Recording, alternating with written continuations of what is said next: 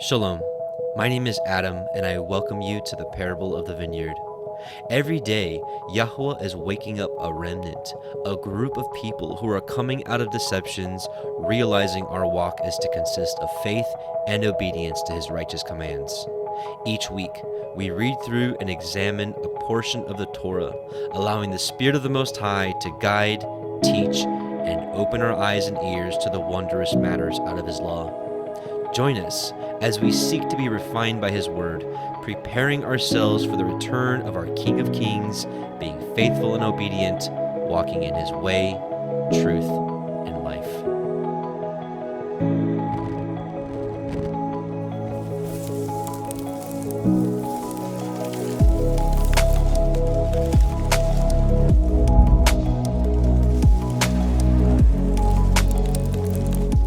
Hey, Shabbat Shalom, and welcome back, brothers and sisters. Welcome to the Parable of the Vineyard. My name is Adam, and I welcome you. This is week 3 of our Torah portion study, which covers, this is going to introduce the Abraham, Genesis 12:1 through 17:27, and this is all about the seed of Abraham, the call of Abraham, the father of the faithful. Incredibly important, and we're coming to you here from Lebanon, Missouri. We're right here, right in the middle of the week of unleavened bread, and today's prep day. And man, it's been just an amazing feast. Just shalom, reconciliation, deliverance. Deliverance belongs to Yah. Oh man, it was actually really hard to peel myself away from the group here to do this recording for a couple hours. I'll be honest, I can't wait to get back to the brethren. And if you guys don't have fellowship out there, just that should be one of your big prayers, your constant prayers. There's just nothing like getting together with a large group of brothers and sisters who believe the same thing and to walk out these commandments together. Just absolutely incredible. So let's pray real quick. Father Yahweh, we just come before you and bless you in Yahushua's name. Father, we thank you for allowing us to believe in your Son, to be drawn to him. Father, we thank you for salvation that comes through him, through the blood he shed on the cross for us, Father. And we thank you so much, Father. And we just ask that you bless our study tonight and give us of your Ruach HaKodesh and understanding that we may read your words and understand them and apply them to our lives and follow you with all of our heart, soul, and mind. And we thank you for the Shabbat. In Yahushua's name, amen. Hallelujah. I'm going to play my daughter's new super cool ram's horn. Let's blow shofars together. If you have one, get it ready.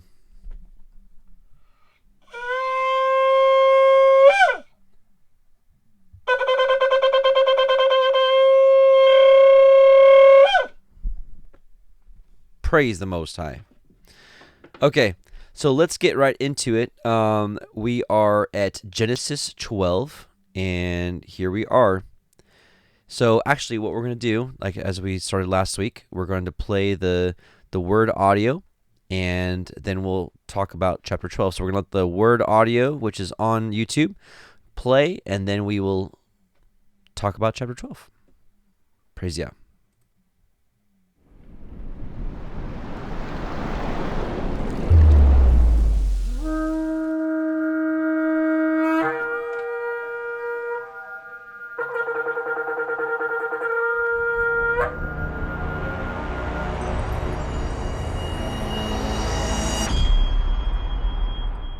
Bereshit, Genesis, chapter 12.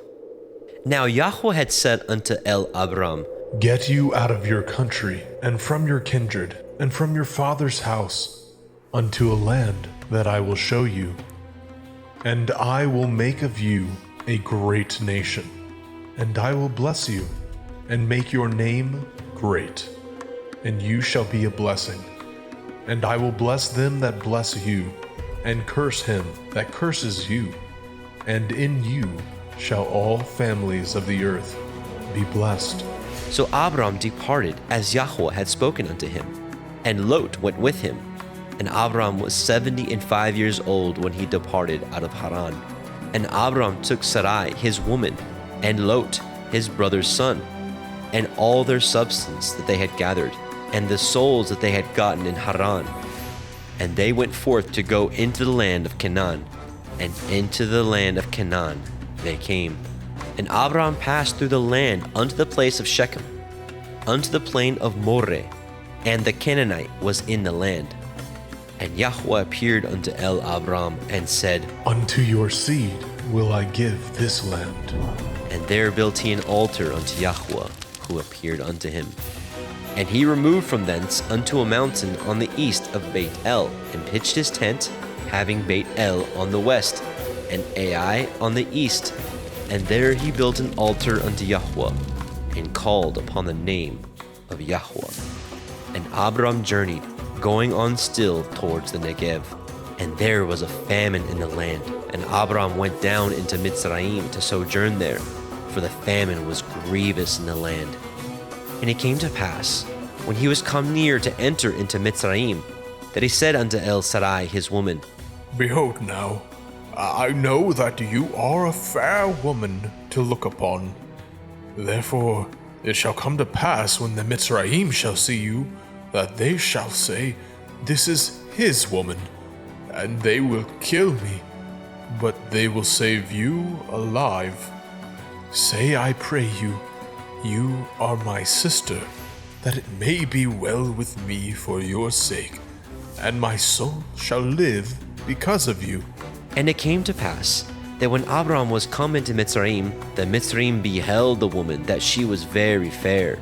The princes also of Pharaoh saw her, and commended her before Pharaoh. And the woman was taken into Pharaoh's house.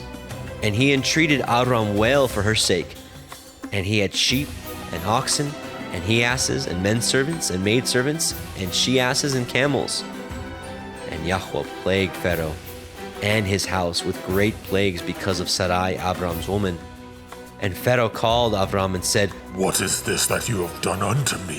Why did you not tell me that she was your woman? Why said you, She is my sister, so I might have taken her to be my woman? Now therefore, behold, your woman, take her, and go your way. And Pharaoh commanded his men concerning him, and they sent him away, and his woman, and all that he had. Okay, so Genesis 12, let's talk about it. We've got the introduction to Abraham. Now, I will say, it's kind of interesting. We don't meet Abraham, at least in the Genesis account, we don't meet Abraham until he's an older man. Obviously not aged like we know, but he's already lived, what is he at this what age? I don't know exact age he is at this time. I'm sure somebody could do the math. But he's at least 50 or older at this point. Forgive me. But anyways, what I want to make mention here is there's so much more to Abraham's story that just wasn't in the canon for whatever reason. Maybe this is just one of those pearls, those treasure chests that the Most High has laid up for those who want to seek out His Word diligently and look at these other books like Jasher that's mentioned in the Bible twice. Again, as we mentioned before, there's a lot of people that are pretty harsh critics against Jasher, mostly because there's not a lot of manuscript evidence. But that I guess I would just say that might be, in my opinion, just a lack of Yah's ability to preserve His Word. Some people make that assertion because a certain book isn't in the canon that Yah wasn't able to preserve it. I'm here to say, hey, even if men didn't assemble it in a canon, but yet the text is still preserved, that still shows that Yah has preserved His text. Only it wasn't included in a public canon, which if we go back to 2 Ezra 14 shows us that not everything's going to be just right there for us. It's going to be sought out. So my point is, I gave you guys some homework last week. I don't know if you read it or not, but a lot of the portions of Jasher, which tells a lot of the story of Abraham, I can kind of quickly summarize it for you. Abraham was born to Terah. Terah was like a prince or like an officer in Nimrod's army, his kingdom. And the night that Abraham was born, the wise men they looked outside and they saw this arrangement of stars. They saw one star and then these other stars racing through the heavens and swallowing up another star, and they were able to quickly determine that that had to do with Abraham, and it was a prophecy that he would eventually, his seed would kill Nimrod and destroy his kingdom, which eventually happens, and we'll talk about that in the next couple Torah portions. But because of that, the wise men are like, we got to tell Nimrod, and they tell Nimrod, and Nimrod's like, yeah, okay, Torah, I'll just give you a bunch of money and just give me the kid, and I'm gonna kill him, and we'll just we'll move on. And Torah was like, no, how about no?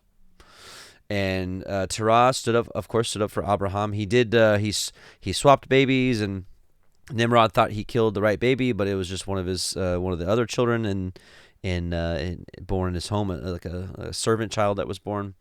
So Abraham lived, but he had to live in a cave for the first 13 years, 10 years, first 13 years. Then, anyways, later on in life, right when he was 50, I believe, is when he came back to visit his father.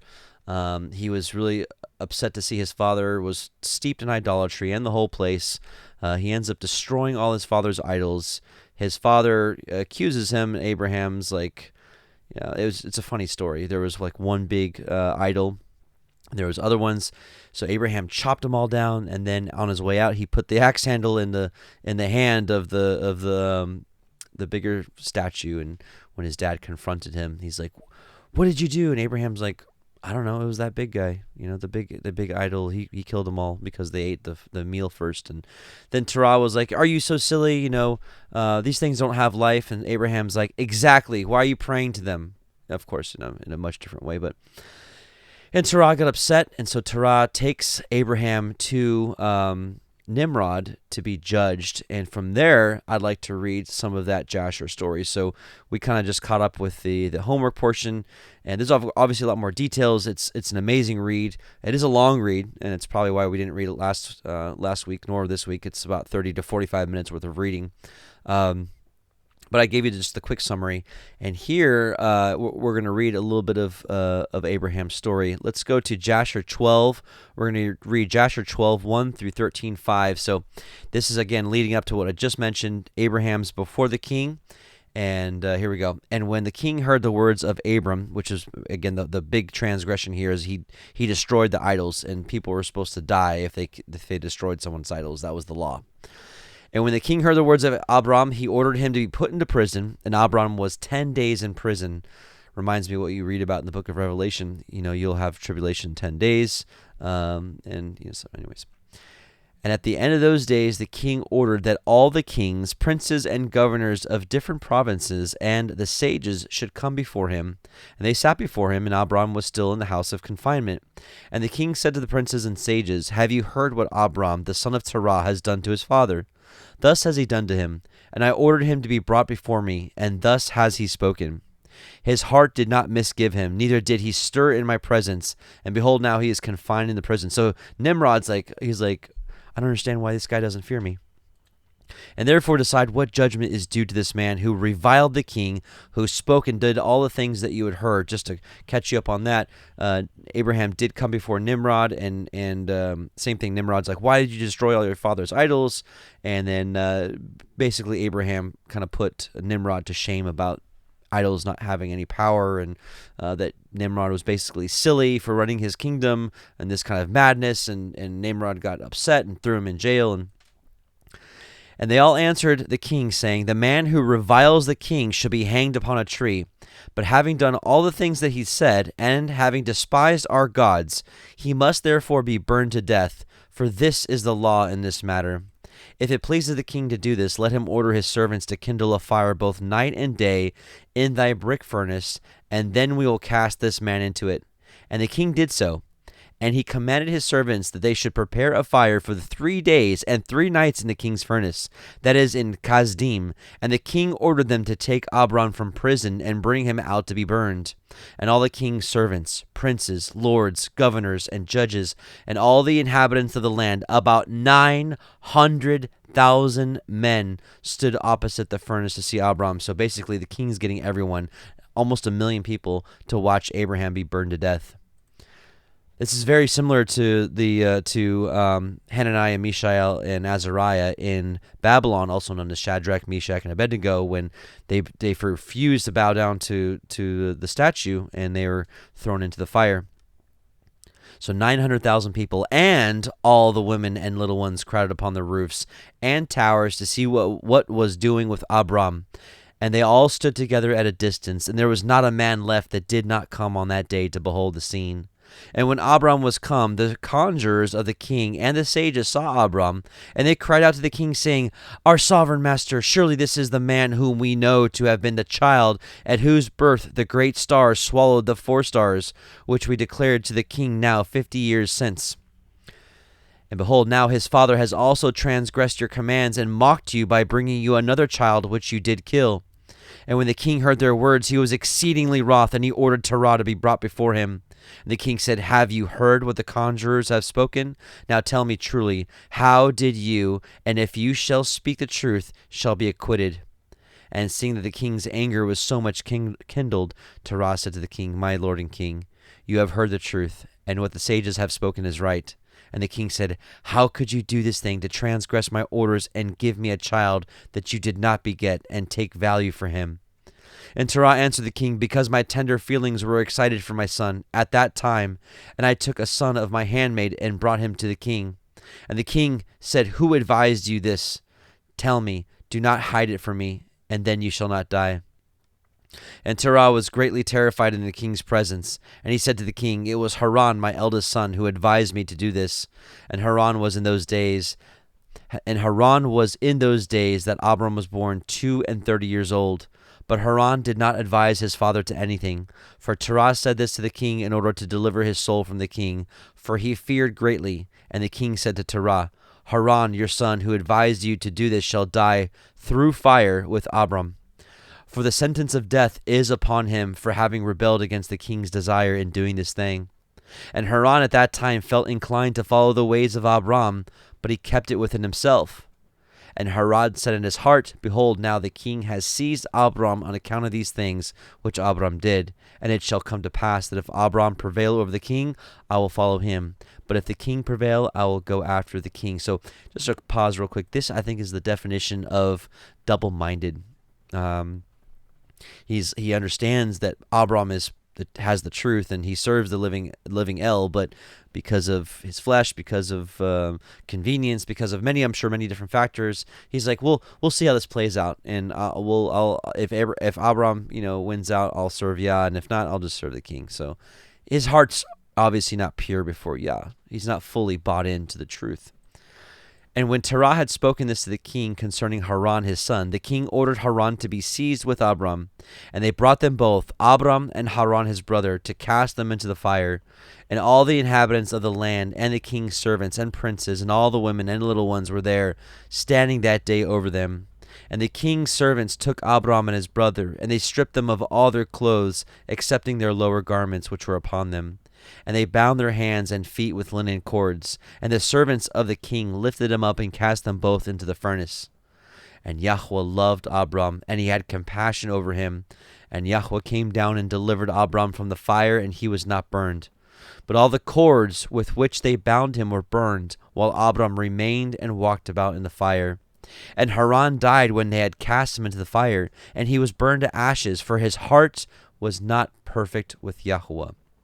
This is going to come in later in the study about the call to Abraham was to be perfect. And Messiah repeated these words to his disciples and for ultimately us to be perfect. That is our call, is to be perfect before Yah. Now, whether any of us will attain that before it's time, I don't know. All I know is that I see what the scriptures tell us to do, and it tells us to be perfect, that our mind should be stayed on him at all times, that our whole life should be measured against walking in his ways, in his Torah, which is perfection.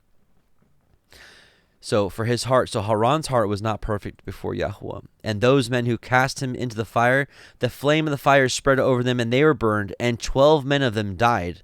And Abram walked in the midst of the fire 3 days and 3 nights. And all the servants of the king saw him walking in the fire. And they came and told the king, saying, Behold, we have seen Abram walking about in the midst of the fire. And even the lower garments which are upon him are not burned, but the cord with which he was bound is burned. And when the king heard their words, his heart fainted, and he would not believe them. So he sent other faithful princes to see this matter.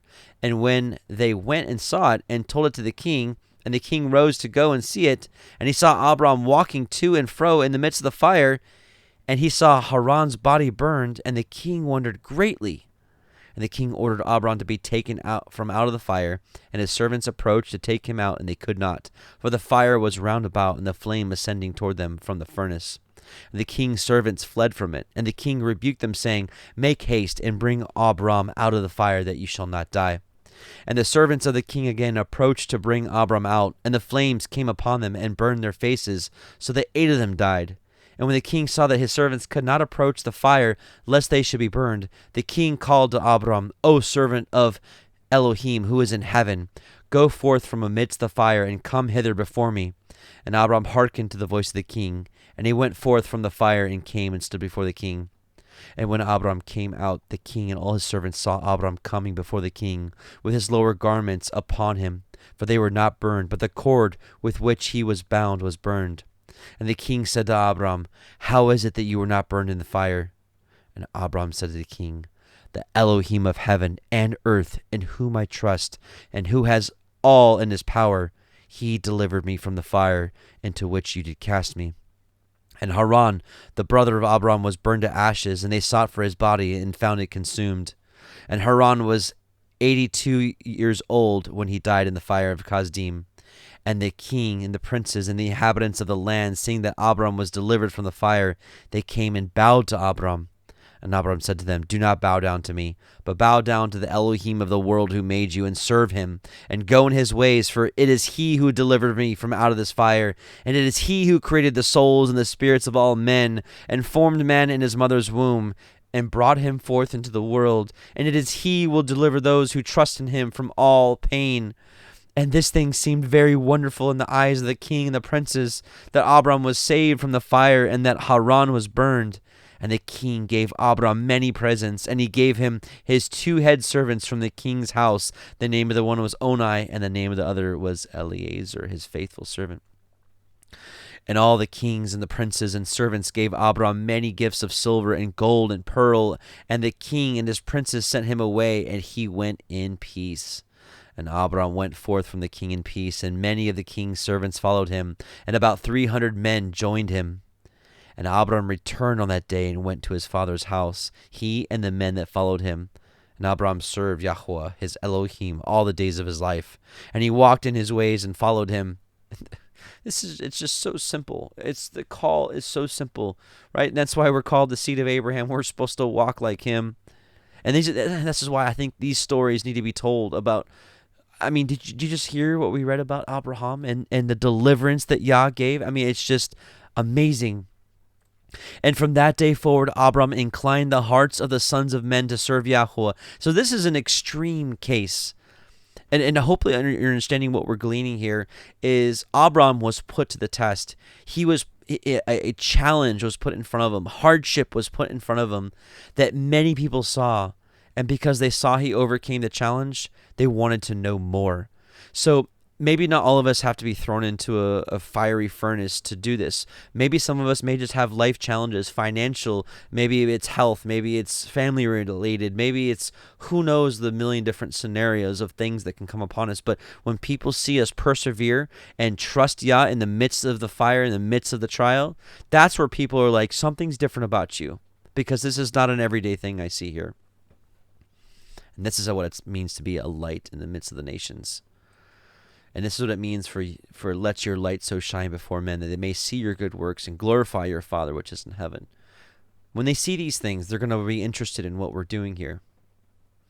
And at that time, Nahor and Abram took unto themselves wives, the daughters of their brother Haran. The wife of Nahor was Milcah, and the name of Abram's wife was Sarai. And Sarai, wife of Abram, was barren. She had no offspring in those days. And at the expiration of 2 years from Abram's going out of the fire, that is the 52nd year of his life. Okay, here we go, 52. Behold, King Nimrod sat in Babel upon the throne, and the king fell asleep and dreamed that he was standing with his troops and host in the valley opposite the king's furnace. And he lifted up his eyes and saw a man in the likeness of Abram coming forth from the furnace. And then he came and stood before the king with his drawn sword, and then sprang to the king with his sword, when the king fled from the man, for he was afraid. And while he was running, the man threw an egg upon the king's head, and the egg became a great river. And the king dreamed that all his troops sank in that river and died. And the king took flight with 3 men who were before him and escaped. And the king looked at these men, and they were clothed in princely dresses, as the garments of kings, and had the appearance of and majesty of kings. And while they were running, the river again turned into an egg before the king, and there came forth from the egg a young bird, which came before the king, and flew at his head, and plucked out the king's eye. And the king was grieved at the sight, and he awoke out of his sleep, and his spirit was agitated, and he felt a great terror. And in the morning the king arose from his couch in fear, and he ordered all the wise men and magicians to come before him, when the king related his dream to them. And a wise servant of the king, whose name was Anuki, answered the king, saying, This is nothing else but the evil of Abram and his seed, which will spring up against my master and the king in the latter days. And behold, the day will come when Abram and his seed and the children of his household will war with my king, and they will smite all the king's hosts and his troops. And as to what you have said concerning 3 men which you did see like unto yourself, and which did escape, this means only that you will escape with 3 kings from the kings of the earth, who will be with you in battle. And that which you saw of the river which turned to an egg as at first, and the young bird plucking out your eye, this means nothing else but the seed of Abram, which will slay the king in the latter days. We'll learn about this in the next portion or two. This is my king's dream, and this is the interpretation, and the dream is true, and the interpretation which your servant have given you is right. Now therefore, my king, surely you know that it is now 52 years since your sages saw this at the birth of Abram. And if my king will suffer Abram to live in the earth, it will be to the injury of my master and king. For all the days that Abraham lives, neither you nor your kingdom will be established. For this was known formerly at his birth, and why will not my king slay him, that his evil may be kept from you in the latter days? And Nimrod hearkened to the voice of Anuki, and he sent some of his servants in secret to go and seize Abram, and bring him before the king to suffer death. And Eleazar, Abram's servant, whom the king had given him, was at that time in the presence of the king, and he heard what Anuki had advised the king, and what the king had said to cause Abram's death. And Eleazar said to Abram, Hasten, rise up, and save your soul, that you may not die through the hands of the king. For thus did he see in a dream concerning you, and thus did Anuki interpret it, and thus also did Anuki advise the king concerning you. And Abram hearkened to the voice of Eleazar, and Abram hastened and ran for safety to the house of Noah and his son Shem, and he concealed himself there, and found a place of safety. And the king's servant came to Abram's house to seek him, but they could not find him. And they searched throughout the country, and he was not to be found. And they went and searched in every direction, and he was not to be met with. And when the king's servant could not find Abram, they returned to the king. But the king's anger against Abram was stilled, as they did not find him. And the king drove from his mind this matter concerning Abram. And Abram was concealed in Noah's house for 1 month, until the king had forgotten this matter.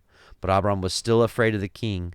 And Terah came to see Abram his son secretly in the house of Noah. And Terah was very great in the eyes of the king. And Abram said to his father, Do you not know that the king thinks to slay me, and to annihilate my name from the earth by the advice of his wicked counselors? Now whom have you here, and what have you in the land? Arise, let us go together into the land of Canaan, that we may be delivered from his hand, lest you perish also through him in the latter days. Do you not know, or have you not heard, that it is not through the love of Nimrod? Do you not know, or have you not heard, that it is not through love that Nimrod gives you all this honor, but it is only for his benefit that he bestows all this good upon you? And if he do unto you greater good than this, surely these are only vanities of the world, for wealth and riches cannot avail in the day of wrath and anger.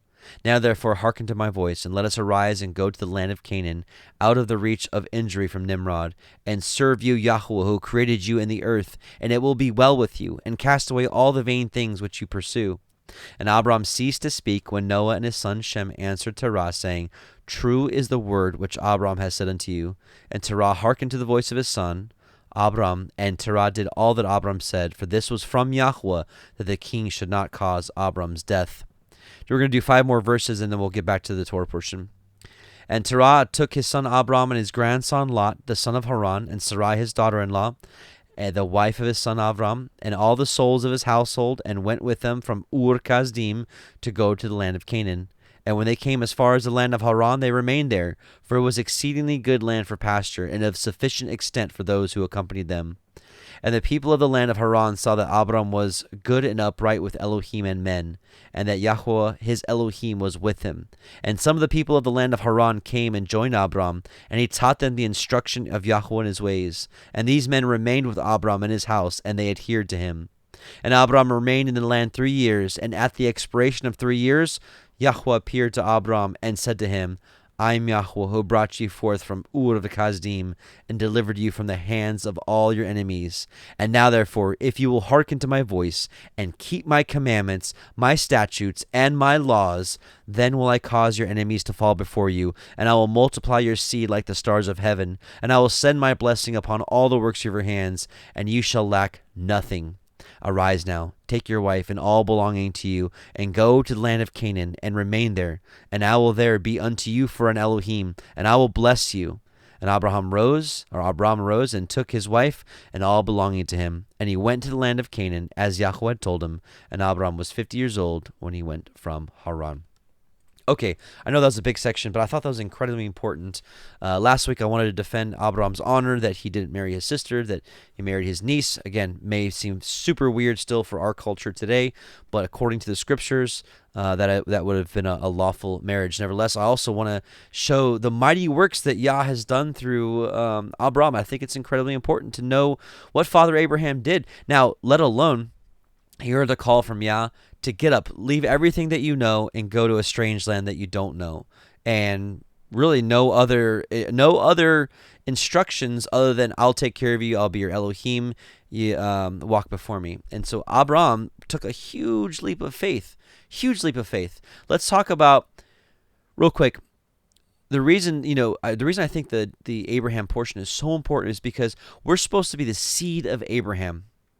And even to this day, people gloat in the flesh. They're like, I am a blood relative of, Abraham. I am a blood descendant of, and they glory in the flesh. We should be careful to glory in the flesh. We should not glory in the flesh. The only thing we should glory in, Jeremiah 9 says, let not the mighty man glory in his might, let not the wise man glory in his wisdom, but let he that glories glory in this, that he knows and understands me, right? Understands Yah. Matthew 3:9, this is John the Baptist talking to the Pharisees. He says, and think not to say within yourselves, we have Abraham to our father. So I'm the seed of Abraham. I am the stock. I am this is what people do. People still do it today.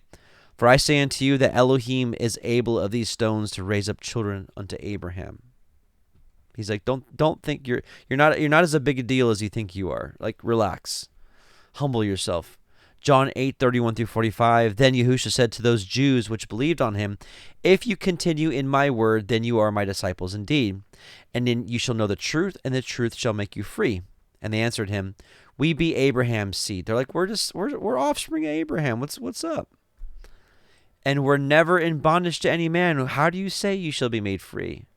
Yahushua answered them, truly, truly, I say unto you, whoever commits sin is the servant of sin. And the servant abides not in the house forever, but the Son abides forever. If the Son therefore shall make you free, you shall be free indeed. I know that you are Abraham's seed. So he's acknowledging you are the physical descendants of Abraham, but you seek to kill me because my word has no place in you. I speak that which I have seen with my father, and you do that which you have seen with your father. They answered and said to him, Abraham is our father.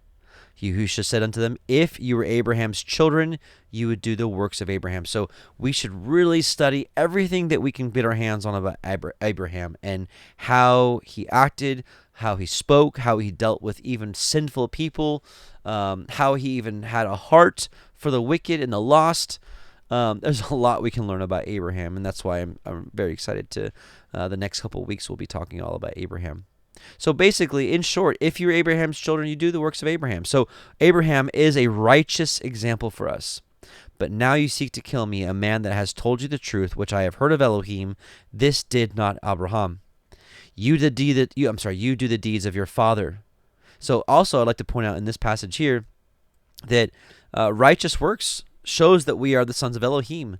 Wicked works proves that whoever does these things are the offspring of Satan. That's it. There's offspring of Elohim. There's offspring of Satan. That's it. And offspring of Satan has many denominations, right? It could be false, lawless Christianity. It can be the synagogue of Satan, aka Judaism. It could be Buddhism, Taoism, atheism. These are all Satan's doctrines. It's all lies. And so he's the father of such. And so those who abide in lies, those who act wickedly, or those who don't follow Yah, and even those who try to follow Yah but follow it through man-made precepts, it makes manifest that they are not the children of Elohim. Our works determine our fate. We know that we couldn't even possibly get here without the blood of Messiah, but our works, our actions, this is what Abraham did. And we know that the passage that Abraham believed Elohim and it was accounted into righteousness, that's just the beginning. Same thing with us. We believe that Messiah would die. That's the beginning. We believe it. But our works determine the rest.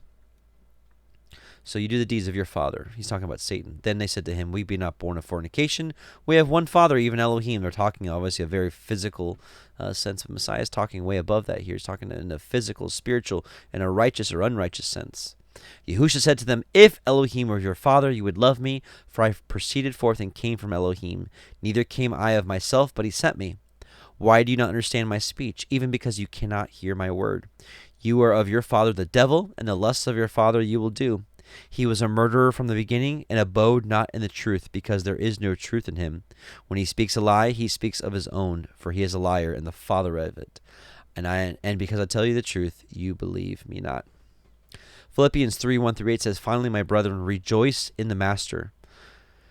To write the same things to you, to me indeed it is not grievous, but for you it is safe. Beware of dogs, beware of evil workers, beware of the concision. For we are the circumcision which worship Elohim in spirit and rejoice in Messiah Yahusha and have no confidence in the flesh. So the Jews had confidence in their flesh. They're like, we're good. We're born of the righteous seed. We're royal. We're the royal seed. We're good. Like we're good.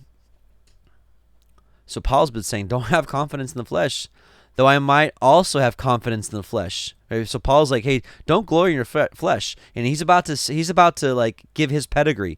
He's like, check mark, check mark, check mark, check mark.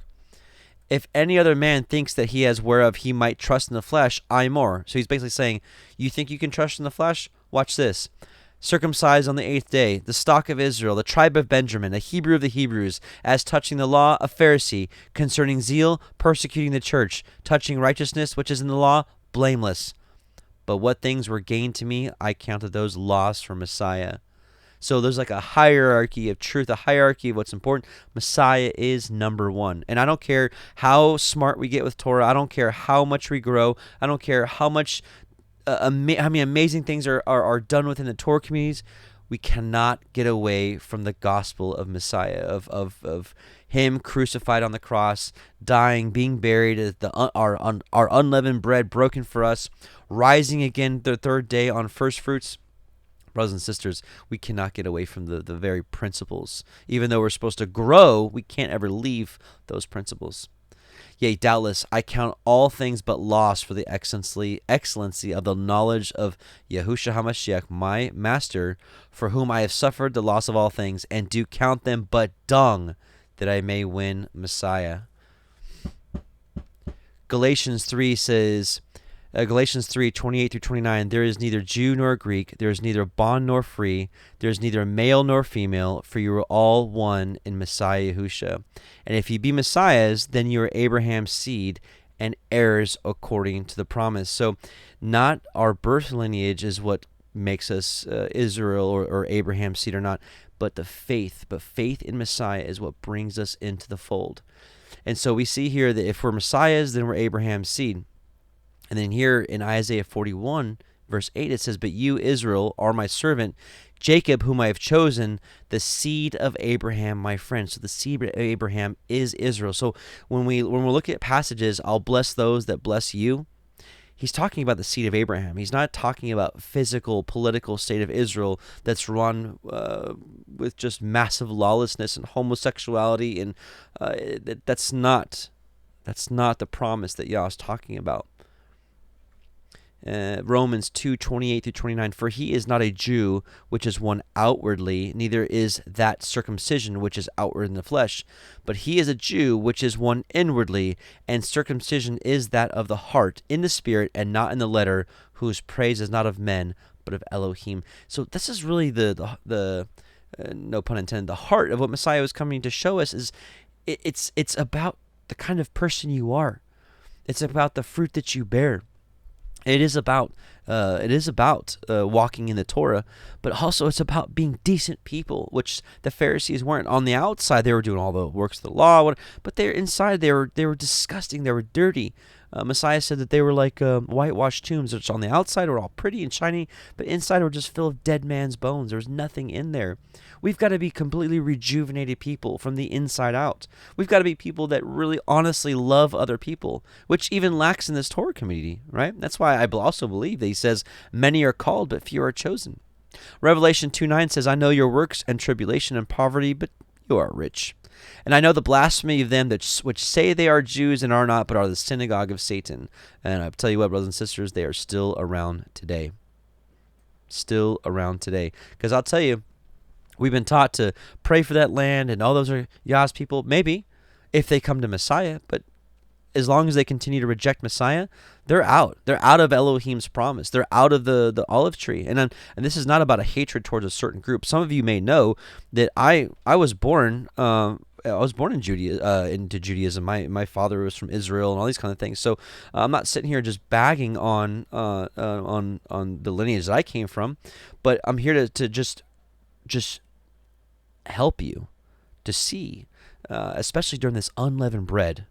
We've got to get the doctrines of man out of us, and I can't say it enough, but Judaism is plaguing this movement. People think that we're supposed to become Jews and start doing all the things that Jews do. We're supposed to believe in Messiah, but also just become Jews. That is not it, brothers and sisters. I don't know if anyone, I don't want to be too sassy here, but let's recognize that the Jews missed it.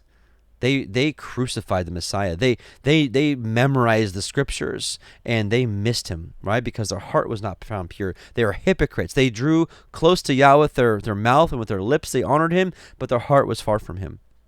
Teaching for doctrines and commandments of men. Why are Yah's people still interested in the commandments of men? Why are Yah's people not heeding the words of Messiah and saying, you know what? Why don't we just throw off all this Judaism garbage and just walk in Yah's ways? And that is what we're destined to do, brothers and sisters. And that is what this week of unleavened bread is continuing to show me, is that we have got to continue. Come out of her, my people, lest you be partakers of her sins and her plagues. If you didn't know, Jerusalem's going to get annihilated again, whether it's now or months or years from now. Why are we so in love with this country that is the synagogue of Satan? I know I may lose some of you on this. I'm not here for popularity. I'm here for the truth. So I'm not here to say that we need to hate a certain group or persecute them. No, I think we should share the gospel with them. I think it's interesting that it's illegal to go and preach Messiah over there. You'll get thrown in jail for doing it. But this is the land that Yah is going to protect, really? This is the burdensome stone that all nations that come against it will be destroyed? I don't think so. Forgive me if I'm a little spicy on this one, but I really think it was part of the Passover message that was put on my heart, is to just call out one of the biggest plagues in this movement. So let's keep going here. I also want to let's see. So Genesis 12:4 says, Abraham departed as Yahweh had spoken to him, and Lot went with him. And Abram was 75 years old when he departed out of Haran. Also, just want to mention, like we said a minute ago, how Abraham was just like, yeah, I'll go. I'll do whatever you say. And I've been in this walk for a little while now, and I have seen a lot of people that have literally given up everything in their lives to serve Yah. And it's so amazing. It's motivating. It's heartwarming. It's confirming. It's everything. Matthew 19:16-21, and behold, one came and said to him, Good master, what good thing shall I do that I may have eternal life? He said unto him, Why do you call me good? There is none good but one, that is Elohim. But if you will enter into life, keep the commandments. He said unto him, Which? Yahushua said, You shall do no murder. Thou shalt not commit adultery. You shall not steal. You shall not bear false witness. Honor your father and your mother, and you shall love your neighbor as yourself. The young man said unto him, All these things have I kept from my youth up. What lack I yet? Yahushua said unto him, If you will be perfect, go and sell all that you have, and give to the poor, and you shall have treasure in heaven, and come and follow me. Now, I also want to make mention, in the book of the Nazarene, Messiah clarifies that this here is not for everyone. Not everyone has this. Not everyone's rich. A lot of people are poor already, at least in a physical sense, not in a spiritual sense, but in a physical sense. The point is whatever he's called you to do, are you willing to do it? This rich young ruler, of course, wasn't. What is your test? What is our test? The test for Abraham was, go into a country that you don't know. Matthew 9:9, and as Yahushua passed forth from thence, he saw a man named Matthew sitting at the receipt of custom, and he said to him, Follow me. And he arose and followed him. Maybe there was some back and forth like, oh, what do you mean? Follow you where? Where are you going? What are you doing? I don't know. It doesn't show it here. But from all we can read from the scripture, without in interjecting our own thoughts, is Messiah was walking by, he was like, Hey, follow me. And Matthew's like, okay. Mark 1:16-21. Now as he walked by the Sea of Galilee, he saw Simon and Andrew, his brother, casting a net into the sea, for they were fishers. And Yahushua said unto them, Come ye after me, and I will make you to become fishers of men. And straightway, right? So I'm sure they could have used a different term if it wasn't like right away. They forsook their nets and followed him. And when he had gone a little farther thence, he saw James the son of Zebedee and John his brother, who also were in the ship mending their nets. And straightway he called them, and they left their father Zebedee in the ship with the hired servants, and went after him. And they went into Capernaum, and straightway on the Sabbath day he entered into the synagogue and taught. So this just, to me, this is like, hey, follow me. Okay, I'm coming.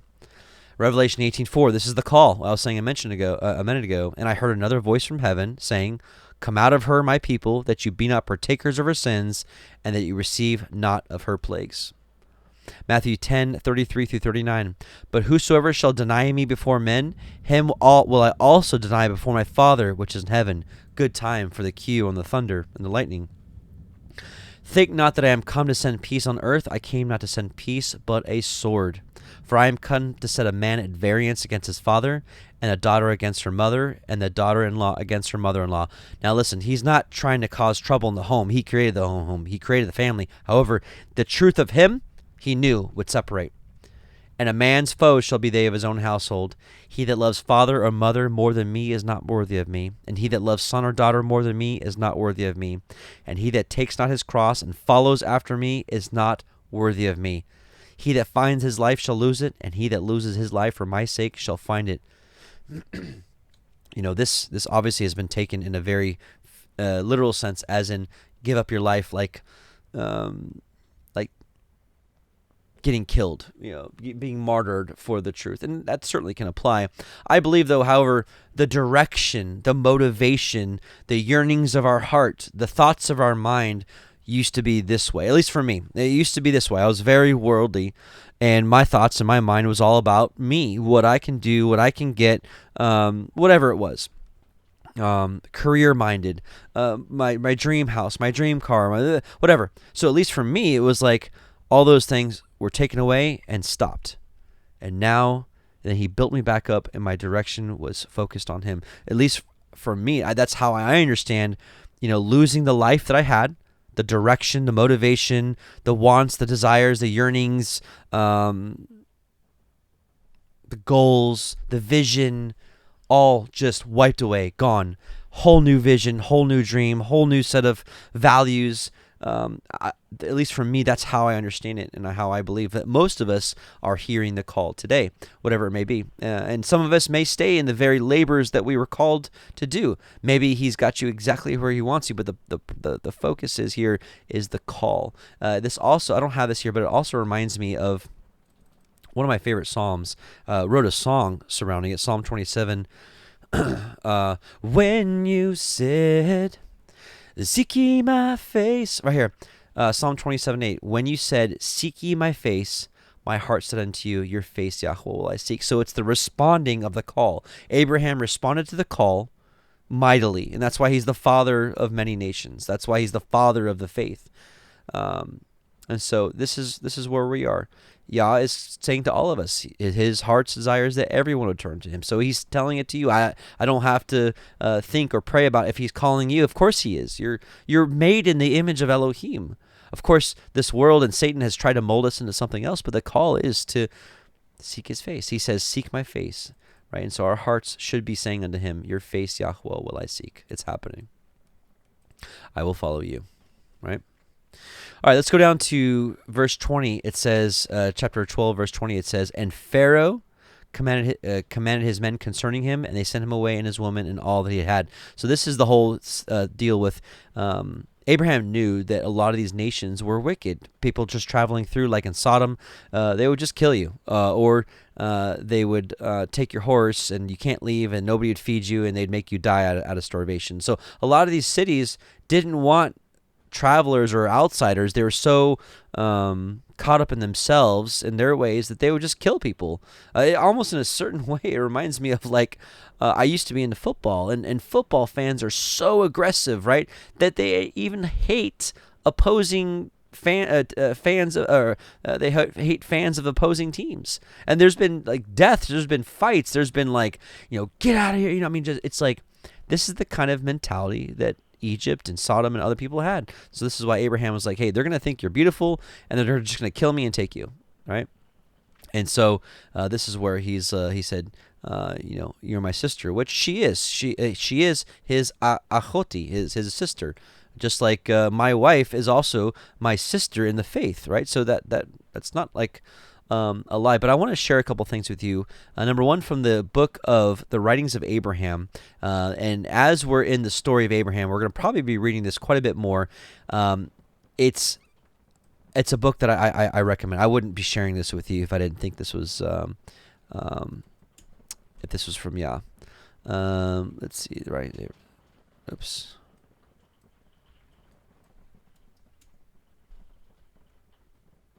No, writings.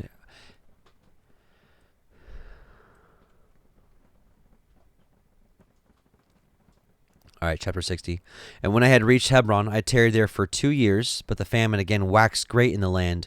Hearing that there was no famine in Egypt, I determined to journey into the land, remembering the word of Yahweh unto me in that I should declare the mysteries of my Elohim in the land of Egypt. And behold, Yahweh blessed us on our journey, that it was made light unto us, and we journeyed until we reached the Kimirion, one of the branches of the river of Egypt, where we rested from our journey for a season, for here the famine was not so severe. But remembering the word of Yahweh my Elohim unto me, when we were recovered from our journey, I determined to move forward across the 7 branches of the river of Egypt into the heart of the country of the Egyptians. But on the night before I entered into Egypt, I dreamed a dream, and behold, in my dream, I saw a cedar and a palm tree, and the branches of the palm tree were wrapped around the cedar. Suddenly a group of men approached, seeking to cut down the cedar and leave the palm tree to stand alone. But the palm tree cried out, saying, Cut not down the cedar, for whosoever seeks to fell it shall find the curse of Elohim resting upon him. So the men desisted, and the cedar was spared by the act of the palm tree. When the dream was ended, I awoke from my sleep and wondered at it. Wherefore I went before Yahweh in prayer and besought him, saying, O Yahweh, show me the interpretation of this dream which I have had this night. And Yahweh said to me, Behold, Sarah thy wife is a beautiful woman to look upon, above all the women of the earth. Therefore it shall come to pass that when the Egyptians shall see her, they will say, She is his wife, and they will seek to slay you for the sake of obtaining your wife. Let Sarai thy wife therefore say unto them, He is my kinsman, and thy soul shall live. This, honestly, one of the reasons I want to read this is I want to exonerate Abraham's name. People for centuries have been saying that Abraham is a liar, and that he lied or he was a coward. This was instructed by the Master himself. For you are that cedar, O Abraham, and Sarai is the palm tree. And this is the interpretation of the dream. For through the act of your wife you shall be saved, and the way will be opened for you to preach the mysteries of godliness in the court of Pharaoh, king of Egypt. For these Egyptians are your kindred of the seed of Eber, and it is my will that the truths of the everlasting gospel should be brought to them. I'm going to let you read the rest of it for yourself. I'll have the link up here. Long story short, just as I mentioned earlier, what we saw in the Ur of the Chaldean when Abraham was thrown in the fire, people saw it. And we saw out of the millions, or out of the million, 300 out of the land of Ur wanted to just serve Abraham, or not serve Yah, and to be yoked up with Abraham. And they became his servants and part of his greater household. And so here, what happens here, through this whole thing, Sarai, of course, is Abraham says that she's my sister. Sarah is taken to Pharaoh. Pharaoh was going to marry her. Everyone in Egypt gets plagued. They all recognize it's because of this. They seek Abraham. Abraham prays for the whole country. Everyone's restored. Abraham is just hanging out there for a couple years in Pharaoh's courts, preaching the truth to everyone. Pharaoh converts, gets baptized. It's amazing. It's absolutely amazing. And so I just want to share that. I also want to let you know that there's a second witness to this. Let me let's see, fix this.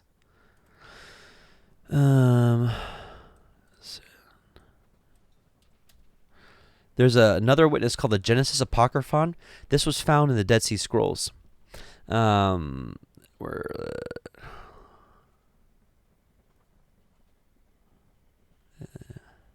we go. Now there was a famine in all this land, and hearing Genesis apocryphon. This was found in the Dead Sea Scrolls. Now there was a famine in all this land, and hearing that there was prosperity in Egypt, I went to the land of Egypt. I came to the river Carmon, we just read that, and crossed the 7 branches of the river.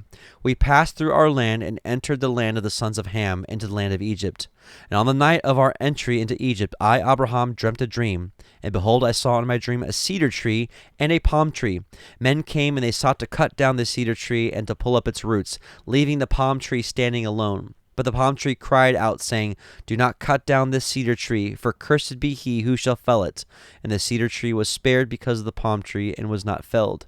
And during the night I woke from my dream, and I said to Sarai my wife, I have dreamt a dream, and I'm fearful because of this dream. She said to me, Tell me your dream, that I may know it. So I began to tell her this dream, and told her the interpretation of the dream, that they will seek to kill me, but they will spare you. Say to them of me, He is my brother, and because of you I shall live, and because of you my life shall be saved. And Sarai wept that night on account of my words. And anyways, it goes on to say the exact same thing. Let's see. I'm gonna read this. This is just because people like to do research. This is a piece of evidence. I just want to share. During the party, the Egyptians must have seen Sarai, and on their return, they praised her to the king, saying, How beautiful is her face, how fine are the hairs of her head, how lovely are her eyes, how desirable is her nose, and all the radiance of her countenance, how fair are her breasts, and how beautiful all of her whiteness. How pleasing are her arms, and how perfect her hands, and how desirable are all the appearance of her hands. How fair are her palms, and how long and slender are her fingers. How comely are her feet, and how perfect are her thighs. No virgin or bride led into the marriage chamber is more beautiful than she. She is fairer than all other women. Truly her beauty is greater than theirs, yet together with all this grace, she possesses abundant wisdom, so that whatever she does is perfect. So anyways, just wanted to share that with you. There's a lot more to the life of Abraham. If you truly do enjoy the life and the story of Abraham, I would recommend reading the writings of Abraham. Myself and many other brothers have tested this book through and through, and we believe it is true. The Genesis apocryphon is a confirming witness to its truth. Some of the passages of the Aramaic version of the scriptures prove its authenticity, and the book that everyone likes to hate, Jasher, is also another witness to these stories of Abraham are in fact true and not just some legend. So let's go to chapter 13, and let's move on. Chapter 13 of Genesis. Bereshit, Genesis, chapter 13. And Abram went up out of Mitzrayim, he and his woman and all that he had, and Lot with him into the Negev. And Abram was very rich in cattle, in silver, and in gold. And he went on his journeys from the Negev even to Beit El, unto the place where his tent had been at the beginning, between Beit El and Ai, unto the place of the altar which he had made there at the first. And there Abraham called on the name of Yahweh. And Lot also, which went with Abram, had flocks and herds and tents, and the land was not able to bear them, that they might dwell together, for their substance was great, so that they could not dwell together. And there was a strife between the herdsmen of Abram's cattle and the herdsmen of Lot's cattle. And the Canaanite and the Perizzite dwelled then in the land. And Abram said unto Lot, Let there be no strife, I pray you, between me and you, and between my herdsmen and your herdsmen, for we be brethren. Is not the whole land before you? Separate yourself, I pray you, from me. If you will take the left hand, then I will go to the right. Or if you depart to the right hand, then I will go to the left. And Lot lifted up his eyes, and beheld all the circle of the Yarden, that it was well watered everywhere, before Yahweh destroyed Sodom and Amorah, even as the garden of Yahweh, like the land of Mitzrayim, as ye come unto Zoar. Then Lot chose him all the circle of the Yarden, and Lot journeyed east, and they separated themselves, the one from the other. And Abram dwelt in the land of Canaan, and Lot dwelt in the cities of the circle of the Yarden, and pitched his tent toward Sodom. But the men of Sodom were wicked and sinners before Yahweh exceedingly. And Yahweh said unto Abram, after that Lot was separated from him, Lift up now your eyes, and look from the place where you are, northward and southward, and eastward and westward. For all the land which you see, to you will I give it, and to your seed forever. And I will make your seed as the dust of the earth, so that if a man can number the dust of the earth, then shall your seed also be numbered. Arise, walk through the land in the length of it and in the breadth of it, for I will give it unto you. Then Abram removed his tent, and came and dwelt in the plain of Mamre, which is in Hebron, and built there an altar unto Yahweh. Okay, praise Yah. Let's talk about chapter 13. Let's go back to verse 1. It says, And Abram went up out of Mitzrayim, he and his woman, and all that he had, and Lot with him into the Negev. Let's look at the word here, the Negev. Actually, in the Septuagint, it's a little more specific. And Abram went out of Egypt, he and his wife, and all that he had, and Lot with him into the wilderness. I would say many of us are having this wilderness experience where we're taken out of whatever lifestyle or whatever we were doing and taken into a time of testing. And this is really the trying of our faith. This is where it's like the proving grounds. This is also in reflection to what Messiah was talking about, the parable of the sower. When people, lots of people believe, but once their belief is tested, many fall away. And this is where we need to be the seed of Abraham. We need to be strong in our tests. We need to be faithful, even when things just don't look like it's just going to happen. Do we trust Yah or not? Verse 2. Actually, no. Let's see. Verse 10. 13:10. It says, And Lot lifted up his eyes and beheld all the circle of the Yarden, that it was well watered everywhere, before Yahweh destroyed Sodom and Amorah, even as the garden of Yahweh, like the land of Mitzrayim, as you come into Zoar. So Sodom used to be a beautiful place, right? However, it was destroyed. I want to read, let's see, what do we have here? Why it was destroyed. Let's take a look at this. Why is this? Okay. Ezekiel 16:49-50 says, Behold, this was the iniquity of your sister Sodom. Pride, fullness of bread, abundance of idleness was in her and her daughters. neither did she strengthen the hand of the poor and needy. Boy, if this doesn't sound like America right now. And they were haughty and committed abomination before me. Therefore, I took them away as I saw good. And we know that Scripture says that what happened to Sodom was done to be an example for future generations that decide to live ungodly and what happens to them. If you haven't seen, search. We have it in a documentary called Journey to the Truth. And in it, we have information that of Ron Wyatt's discoveries, and not that he discovered Sodom; it's been there for a while, but just part of his research, and how Sodom is still encased today in ash and this brimstone. It's just absolutely, it's just amazing that it's still there. But it once was a thriving place. We'll talk more about that, of course, when we get into Sodom next Torah portion.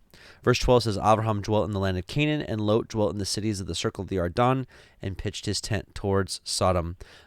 Just read real quick from the order of the ancients, the writings of Abraham. We're going to read chapter 60.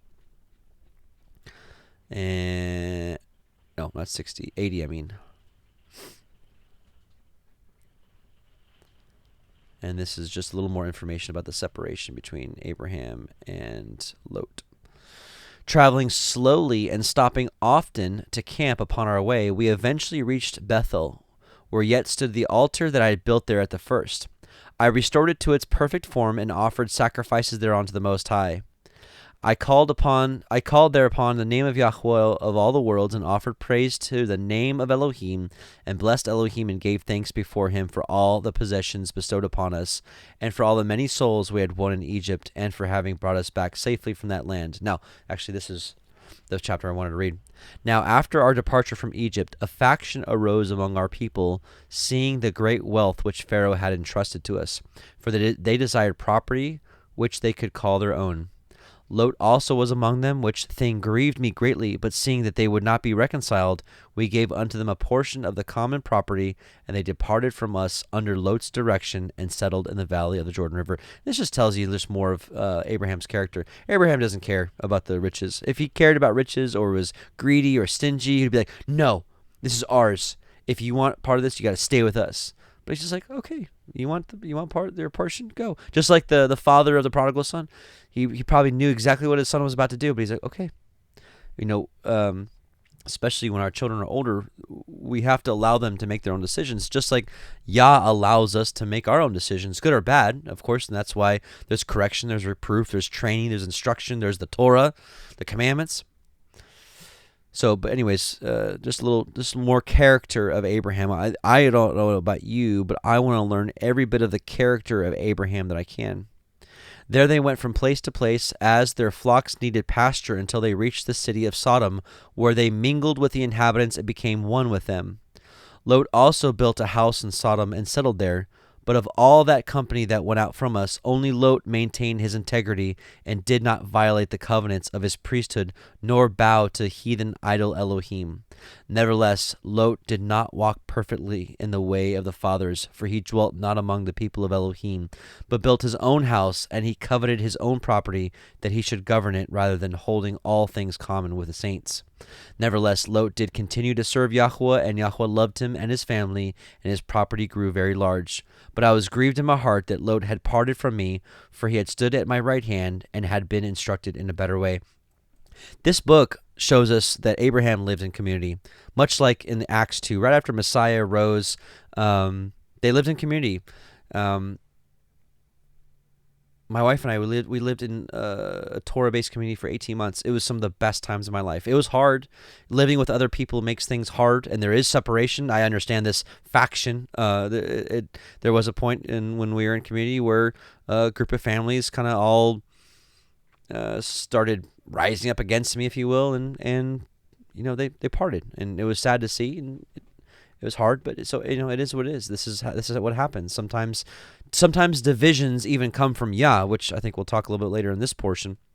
But the point is, I'm a witness. It may make me sound crazy, but I've never had more lasting satisfaction and enjoyment, and my family never thrived more than when I was living in community with other of Yah's people. And Yah willing, we'll do it again. It was amazing. Let's go to Genesis 13:13. But the men of Sodom were wicked and sinners before Yahweh exceedingly. We'll learn a little more about this, but I'm going to share with you just a few quick passages.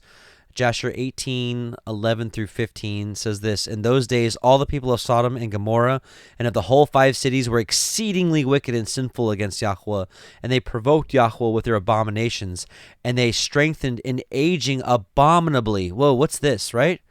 Is this that adrenochrome? Is this drinking blood? Whatever it may be. How do these wicked people in the world still, it's like all these famous people, all these rich people seem to always live to 90 and 100 years old. They strengthened in aging abominably and scornfully before Yahweh, and their wickedness and crimes were in those days great before Yahweh. And they had in their land a very extensive valley, about half a day's walk, and in it there were fountains of water and a great deal of herbage surrounding the water.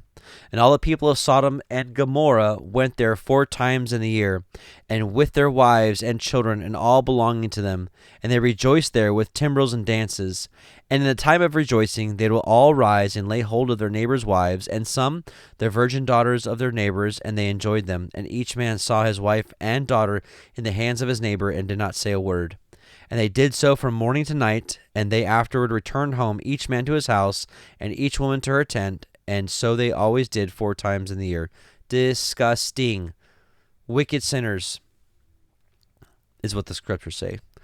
Genesis 13:14, and Yahweh said unto Avram, after that Lot was separated from him, Lift up now your eyes and look from the place where you are northward and southward and eastward and westward. It's interesting, right after the division came a blessing. Sometimes the division is from Yah. We see this in Acts 15:36 through 41. After some days, Paul said to Barnabas, Let's return and visit brothers and sisters in every city in which we proclaim the word of Yahweh, and see how they are.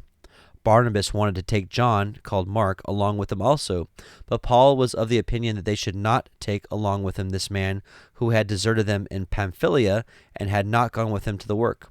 Now it turned into such a sharp disagreement that they separated from one another, and Barnabas took Mark with him and sailed away to Cyprus.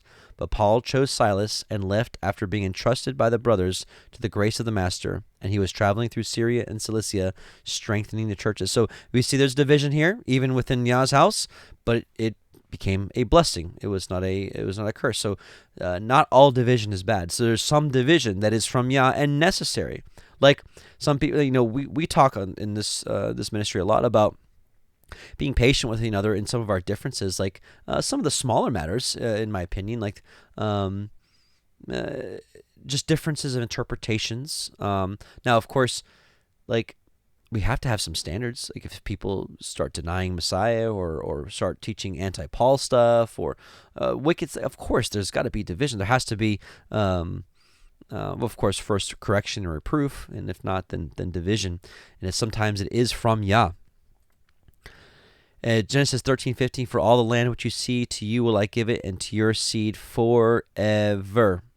And this is why I believe that, even though the political state of Israel, I don't believe that's not Yah's people. That's not his community. That's not the everlasting righteousness that's supposed to be brought in when all the children of Israel are brought back to the land. I believe this is a false version of it to instill false doctrines and to instill things like Zechariah 12, when you've got all the wars going on right now. It says, the burden of the word of Yahweh for Israel, says Yahweh, which stretches forth the heavens and lays the foundation of the earth and forms the spirit of man within him. Behold, I will make Jerusalem a cup of trembling unto all the people round about, when they shall be in the siege, both against Judah and against Jerusalem. And in that day will I make Jerusalem a burdensome stone for all people. All that burden themselves with it shall be cut in pieces, though all the people of the earth be gathered together against it. In that day, says Yahweh, I will smite every horse with astonishment, and his rider with madness. And I will open mine eyes upon the house of Judah, and will smite every horse of the people with blindness. So it's saying here that there's going to be a day where almost the whole earth comes against Jerusalem, and Yah will defend it. And so people, pastors, preachers are using this right now for the conflict in Israel. However, our Messiah clearly says, when you see Jerusalem encompassed by armies, then you know that the desolation thereof is close. It's nigh. I believe this is talking about New Jerusalem, and I'll tell you why in just a second. And the governors of Judah shall say in their heart, the inhabitants of Jerusalem shall be my strength in Yahweh Sabaoth their Elohim. And that day will I make the governors of Judah like an hearth of fire among the wood, and like a torch of fire in a sheaf. And they shall devour all the people round about, on the right hand and on the left. Listen to this. And Jerusalem shall be inhabited again in her own place, even in Jerusalem. I believe this is what this is saying, is New Jerusalem is going to come down and sit in her rightful place right on top of Jerusalem, which, yeah. Let's now go to Genesis 14. We still got a lot more to cover. Genesis 14. Let's go ahead and read that, and we will talk about it. Praise Yah. Praise Yah. Genesis 14. Bereshit, Genesis chapter 14. And it came to pass in the days of Amraphel, king of Shinar, Arioch, king of Elakar, Kedorlaomer, king of Elam, and Tidal, king of nations, that these made war with Bera, king of Sodom, and with Birsha, king of Amorah, Shinav, king of Admah, and Shem-Eber, king of Tseboim, and the king of Bela, which is Zoar. All these were joined together in the valley of Siddim, which is the Salt Sea. 12 years they served Kedorlaomer, and in the 13th year they rebelled. And in the 14th year came Kedorlaomer, and the kings that were with him, and smote the Rephaim in Ashtaroth Karnaim, and the Zuzim in Ham, and the Emim in Shaveh Kiriathaim, and the Horim in their Mount Seir, unto El Paran, which is by the wilderness. And they returned and came to En Mishpat, which is Kadesh, and smote all the country of the Amalekim, and also the Amorim, that dwelt in Chatzron Tamar. And there went out the king of Sodom, and the king of Amorah, and the king of Admah, and the king of Tseboim, and the king of Bela, the same as Zoar, and they joined battle with them in the valley of Siddim, with Kedorlaomer, the king of Elam, and with Tidal, king of nations, and Amraphel, king of Shinar, and Arioch, king of Elakar, 4 kings with 5. And the valley of Siddim was full of slime pits, and the kings of Sodom and Amorah fled, and fell there, and they that remained fled to the mountain. And they took all the goods of Sodom and Amorah, and all their victuals, and went their way. And they took Lot, Abram's brother, who dwelt in Sodom, and his goods, and departed. And there came one that had escaped, and told Abram the Ivri, for he dwelt in the plain of Mamre, the Amorite, brother of Eshcol, and brother of Aner, and these were confederate with Abram. And when Abram heard that his brother was taken captive, he armed his trained servants, born in his house, 318, and pursued them unto Dan. And he divided himself against them, he and his servants, by night, and smote them, and pursued them unto Hova, which is on the left hand of Damascus. And he brought back all the goods, and also brought again his brother Lot, and his goods, and the women also, and the people. And the king of Sodom went out to meet him after his return from the slaughter of Kedorlaomer, and of the kings that were with him, at the valley of Shaveh, which is in the king's valley. And Melchizedek, king of Shalem, brought forth bread and wine, and he was the priest of El Elyon. And he blessed him and said, Blessed be Avram of El Elyon, possessor of heaven and earth. And blessed be El Elyon, which has delivered your enemies into your hand. And he gave him tithes of all. And the king of Sodom said unto El Abram, Give me the persons, and take the goods for yourself. And Abram said to the king of Sodom, I have lifted up my hand unto El Yahuwah, El Elyon, the possessor of heaven and earth, that I will not take from a thread even to a shoe latchet, and that I will not take anything that is yours, lest you should say, I have made Avram rich. Save only that which the young men have eaten, and the portion of the men which went with me, Aner, Eshcol, and Mamre. Let them take their portion. Okay, chapter 14. Let's talk about it. I want to share a few things. Let's go back to 14:18. It says, and 14:16. And he brought back all the goods, also brought back his brother Lot and his goods and all the women and all the people. And so Abram, he only took his 318 servants and destroyed this entire army. In the book of Jasher, I believe there was about 1 million people. Let's see, where is it? No, it's not here. I thought I had the reference here, but it's not here. No. Here we go. I just want to see how many people it was.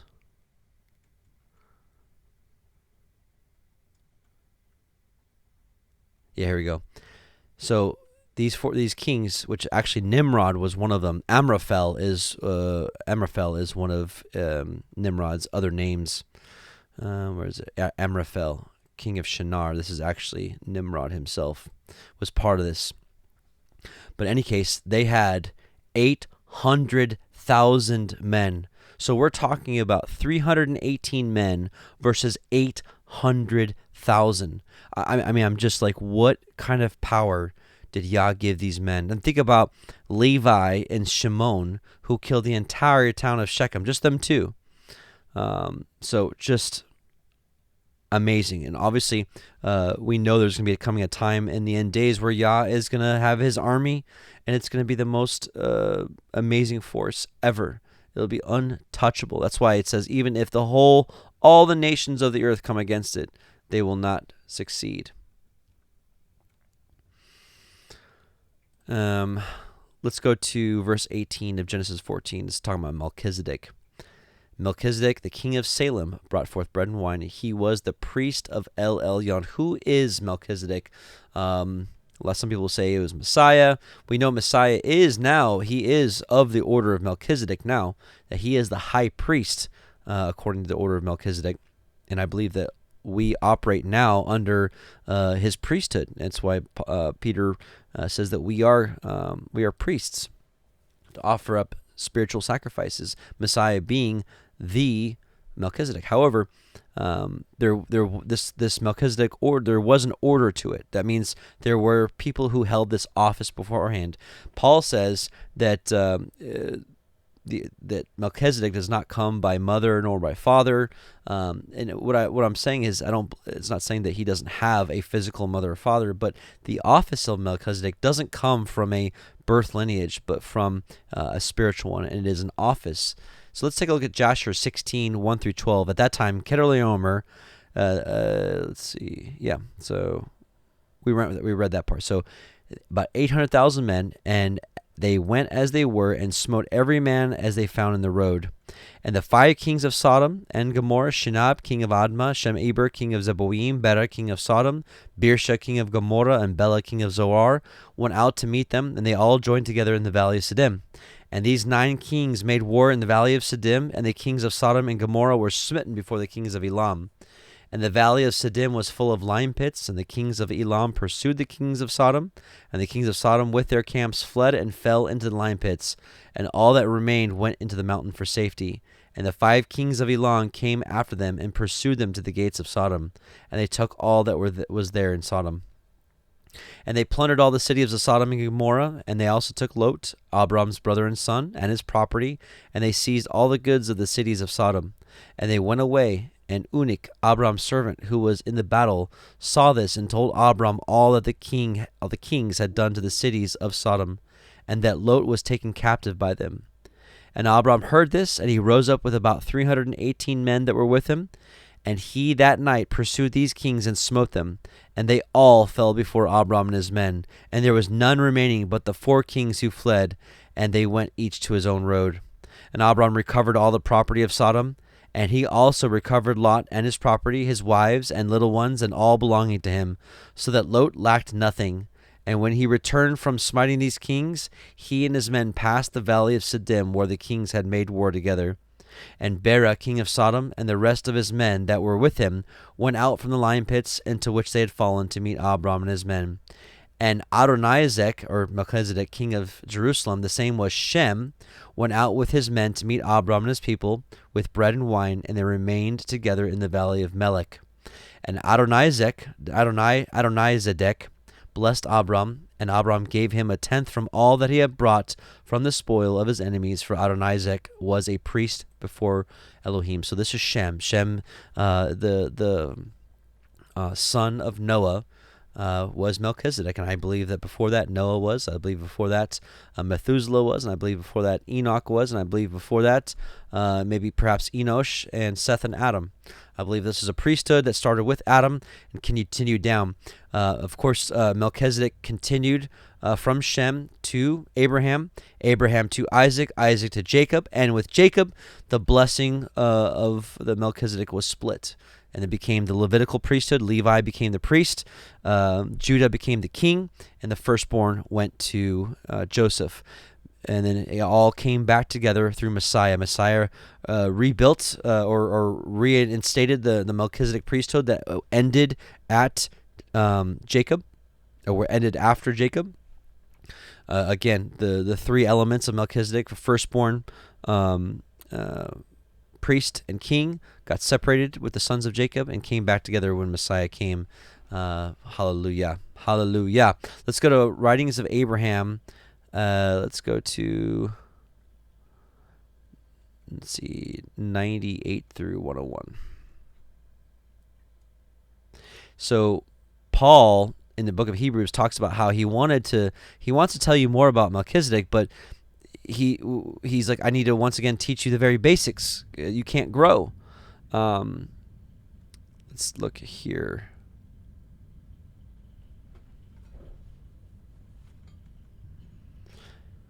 Here we go. 97 of the writings of Abraham. And when I had done this, Melchizedek again lifted up his voice and blessed me, saying, Blessed are you, Abraham, for the Most High Elohim shall visit you and shall bestow upon you riches and honor and lands for an everlasting possession, because you have been true and faithful to the covenants which you have entered before him. Wherefore you shall continue to increase, worlds without end, and the glory of Yahweh shall never depart from you.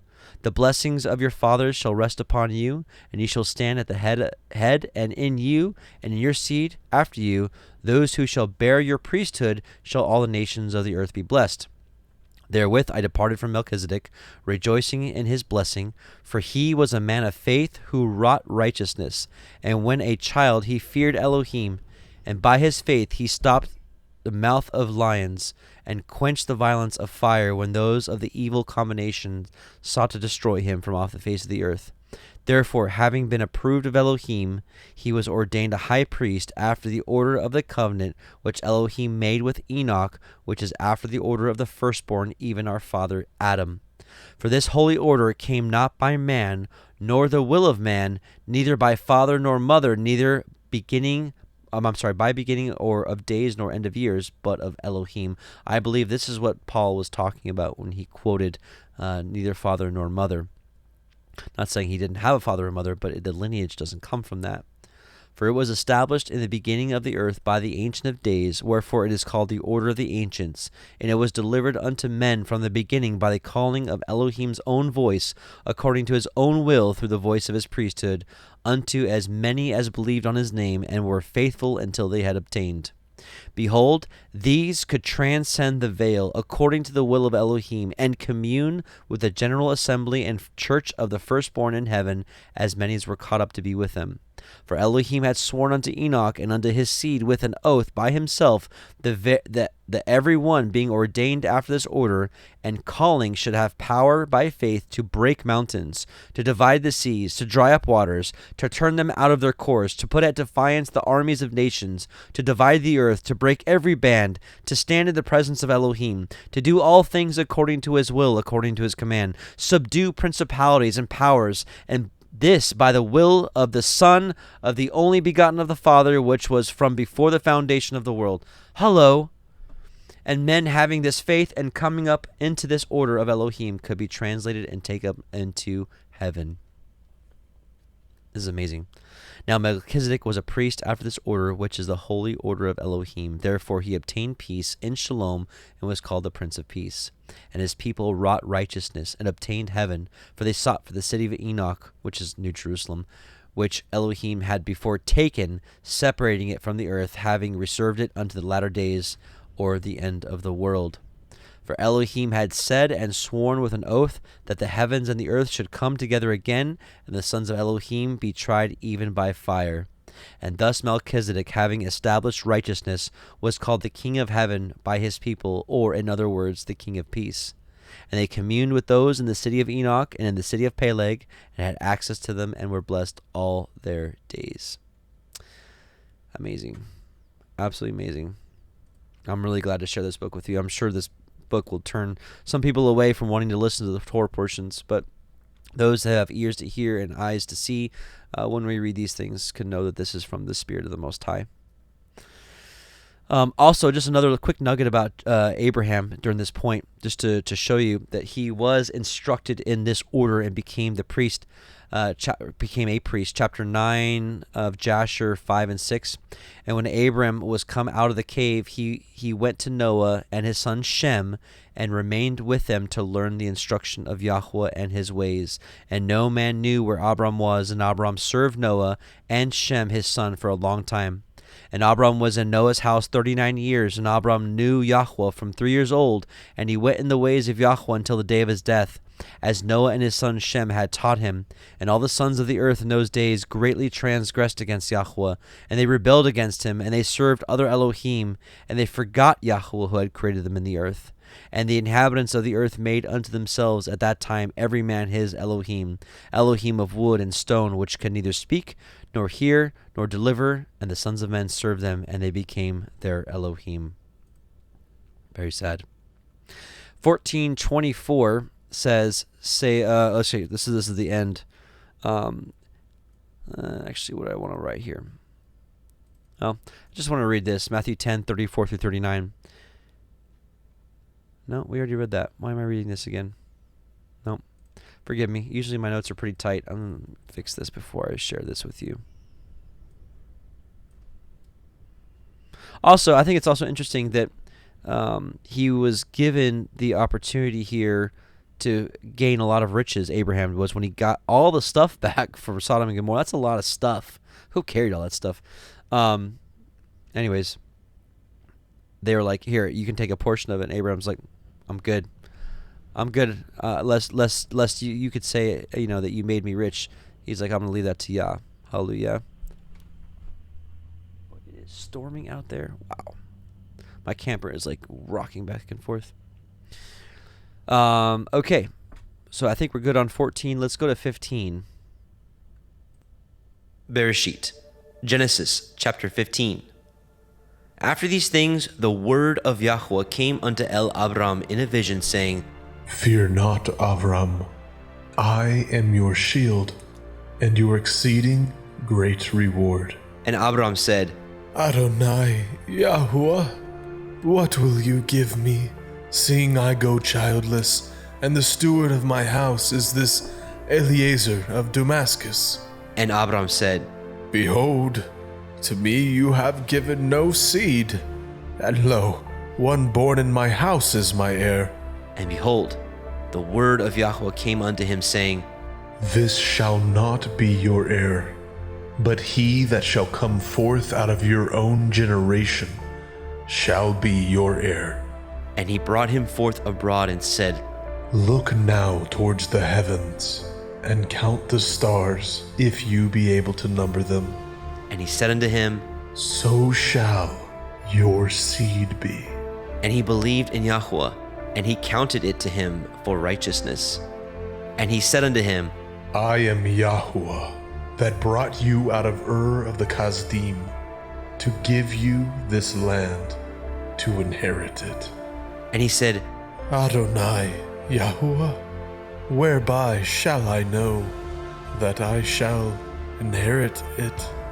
And he said unto him, Take me a heifer of 3 years old, and a she-goat of 3 years old, and a ram of 3 years old, and a turtle dove, and a young pigeon.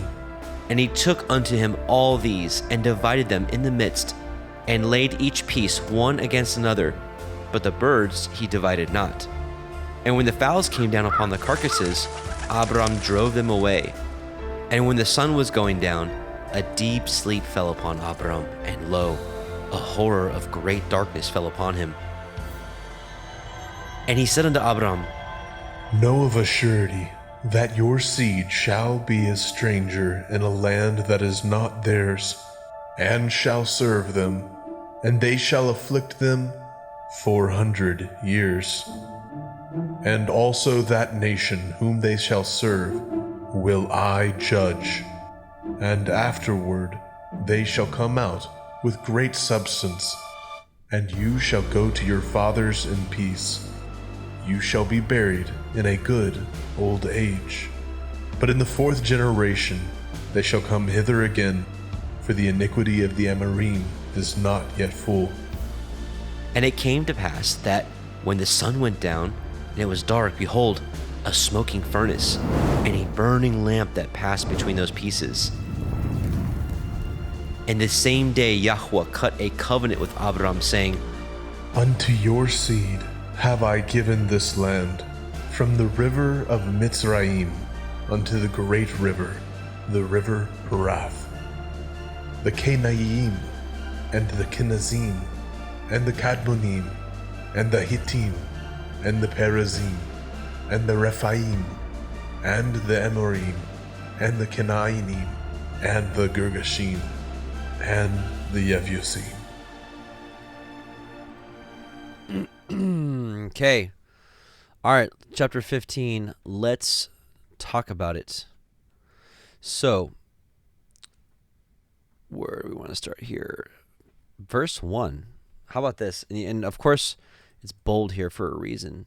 It says, After these things, the word of Yahweh came unto Abram in a vision, saying.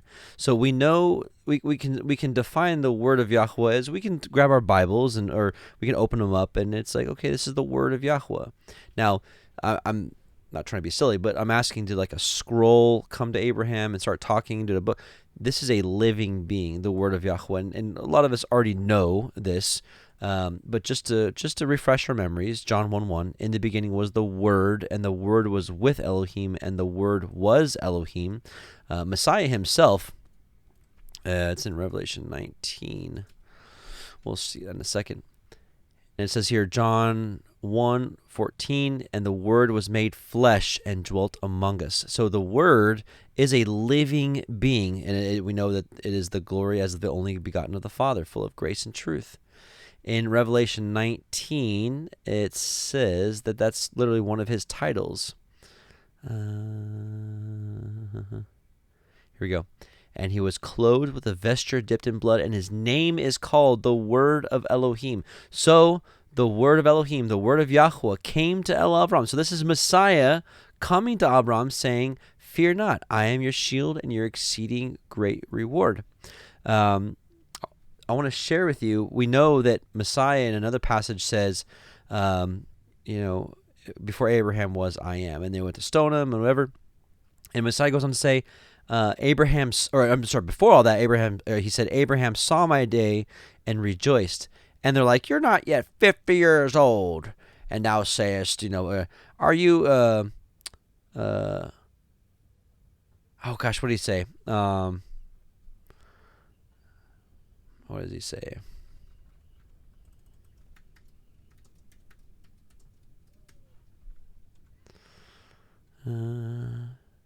Yeah. 8:58.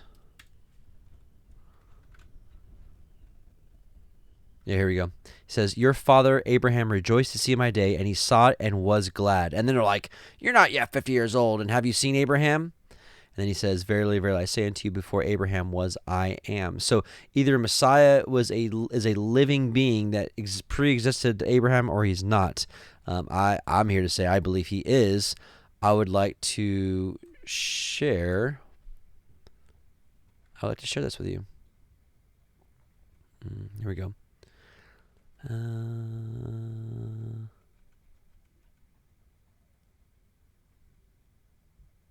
Here we go.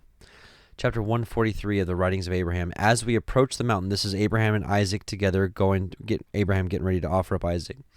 As we approach the mountain, Isaac said to me, "My father, we have with us the fire and the wood, but we have no lamb to serve as a burnt offering unto Yahweh. Explain now unto me the mystery hidden in this thing, that I may be obedient unto all which Yahweh your Elohim requires of me." Then I rejoiced, for I knew that Yahweh had revealed in the heart of my son Isaac that which we must do. Therefore I said unto him, "Isaac, my son, Yahweh has chosen you to be a perfect burnt offering unto him instead of the lamb. And this thing is a type of Yahweh Sebaot, who is our first father, and his only begotten son, who is the lamb slain from before the foundation of the earth." You don't think Abraham knew the mystery of Messiah?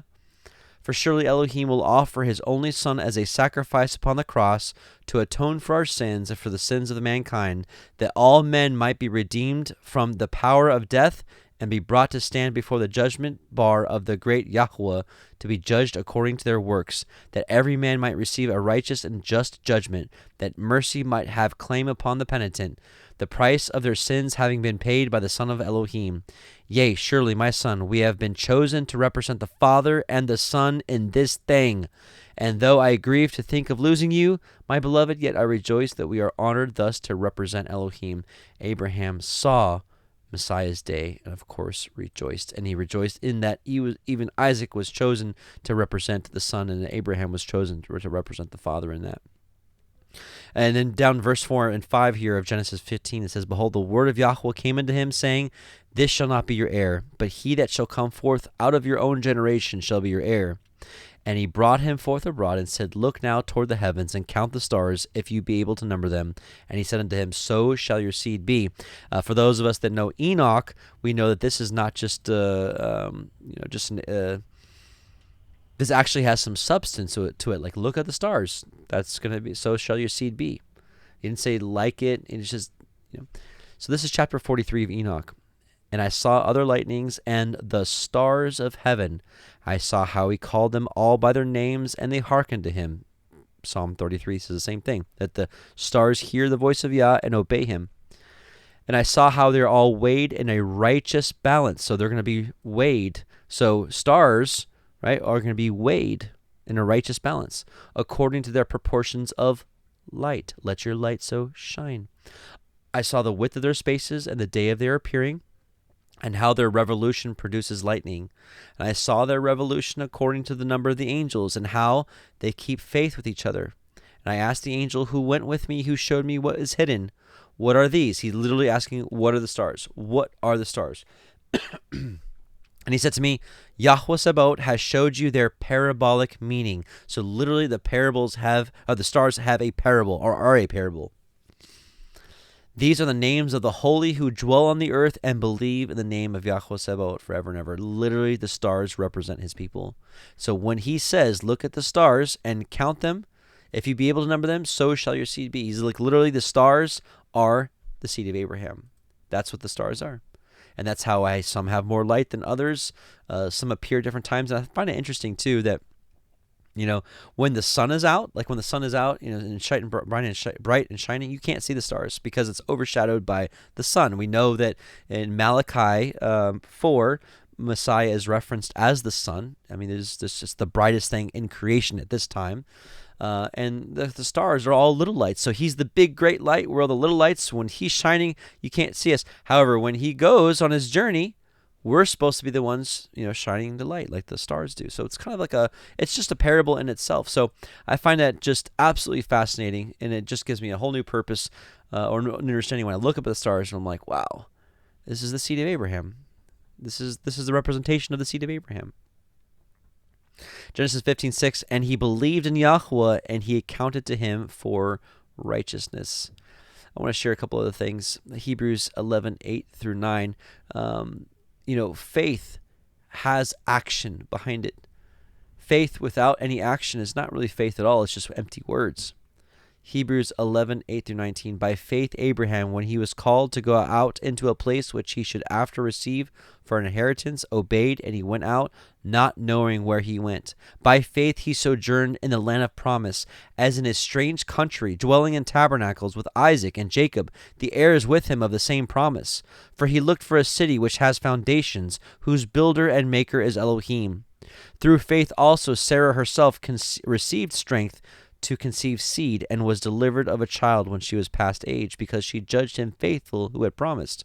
Therefore sprang there even of one, and him as good as dead, so many as the stars of the sky in the multitude, and as the sand which is by the seashore innumerable.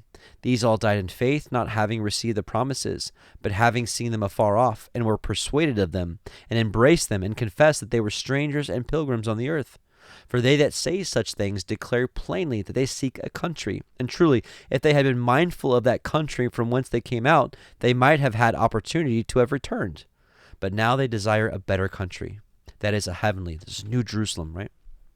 Wherefore Elohim is not ashamed to be called their Elohim, for he has prepared them a city. By faith Abraham, when he was tried, offered up Isaac, and he that had received the promises offered up his only begotten son, of whom it was said that in Isaac shall your seed be called, accounting that Elohim was able to raise him up even from the dead, from whence also he received him in a figure.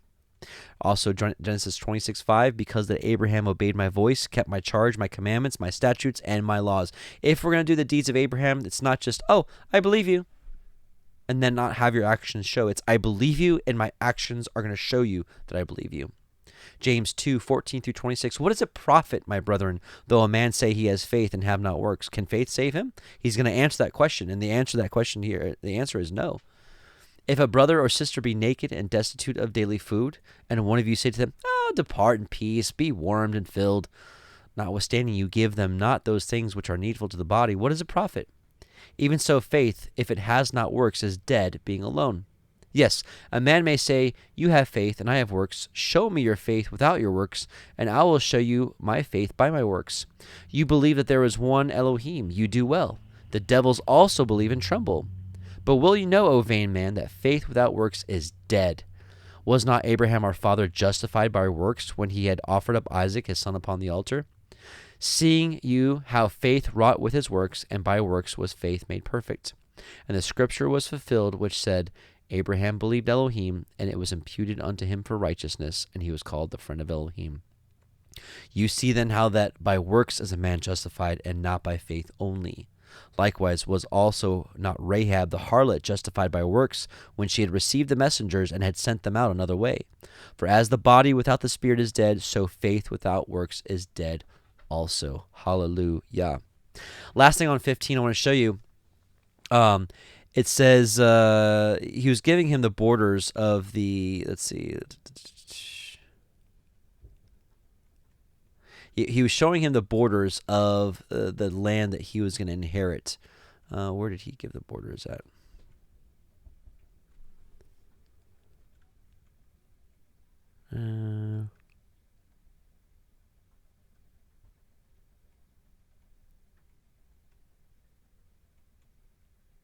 Yeah, here we go. Same day Yahweh cut a covenant with Abram, saying, unto you, your seed have I given this land from the river Mitzrayim unto the great river, the river Perath. I'm just going to show you the Genesis 15 borders here.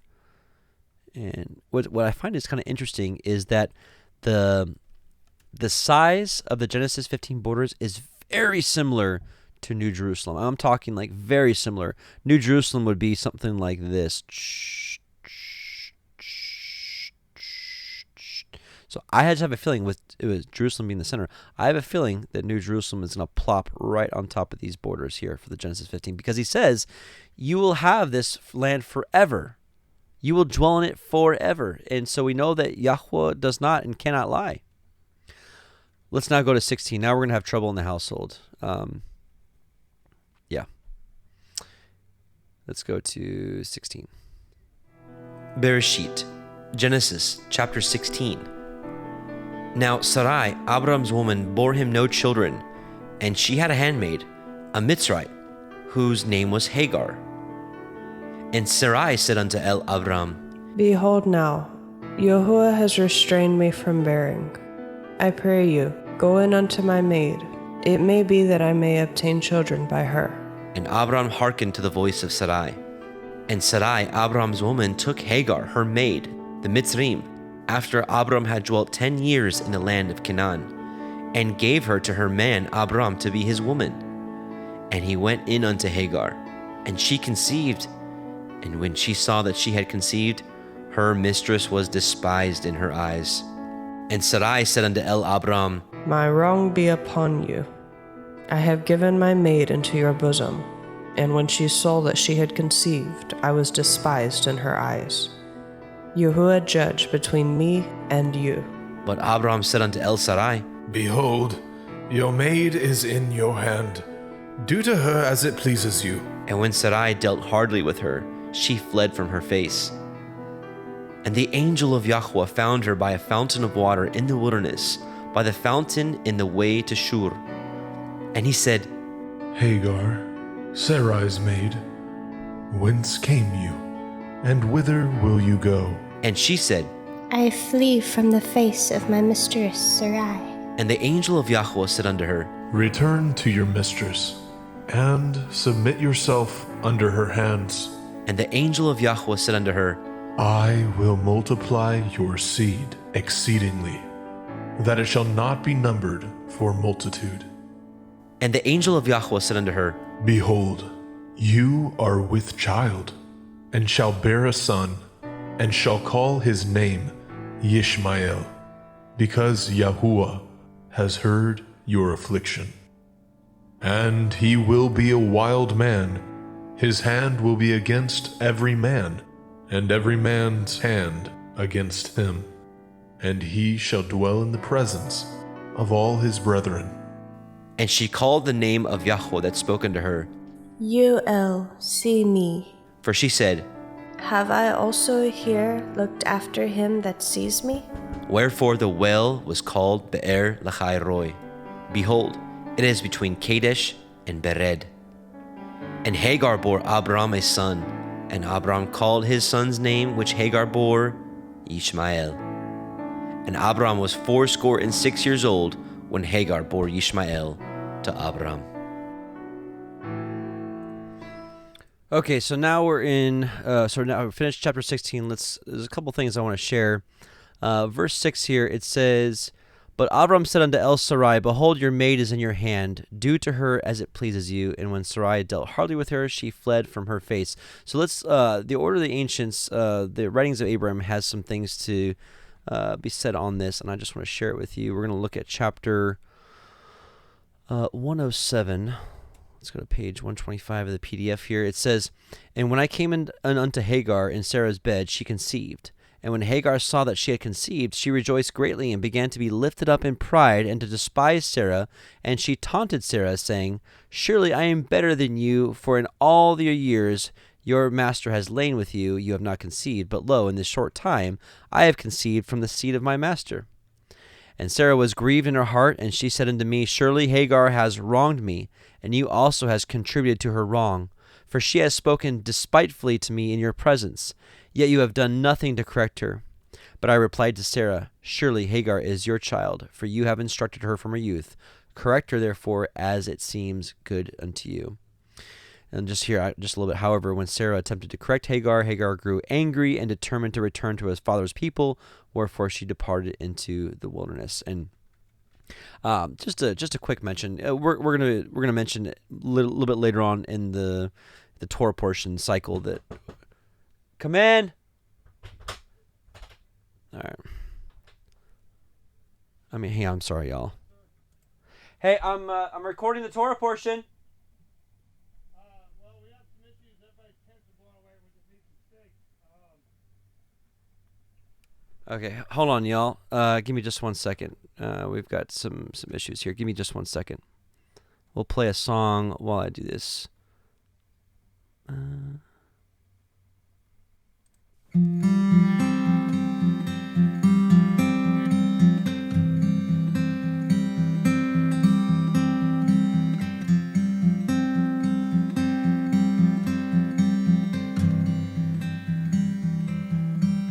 Making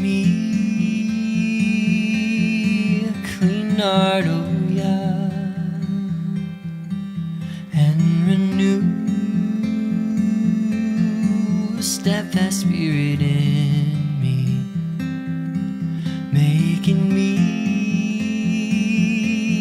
a clean heart, oh God, and renew a steadfast spirit in me. Do not cast me away from your presence.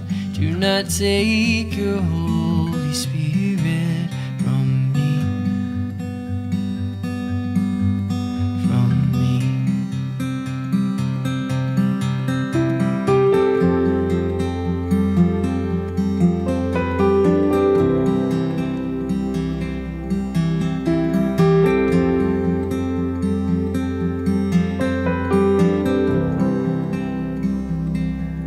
Restore to me the joy of your salvation, and sustain me with a willing spirit. Restore to me the joy of your salvation, and sustain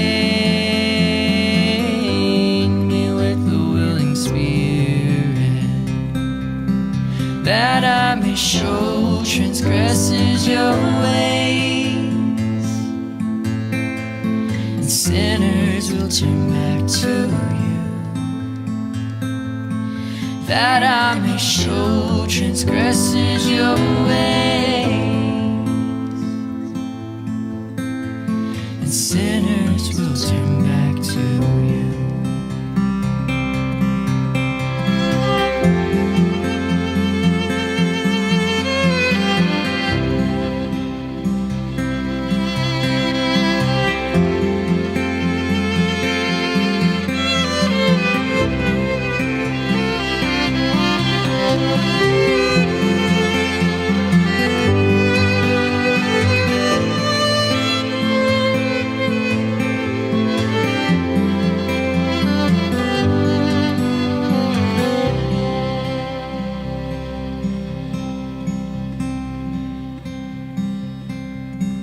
Making me a clean heart, oh yeah, and renew a steadfast spirit in me, making me a clean heart, oh yeah, and renew a steadfast spirit in me.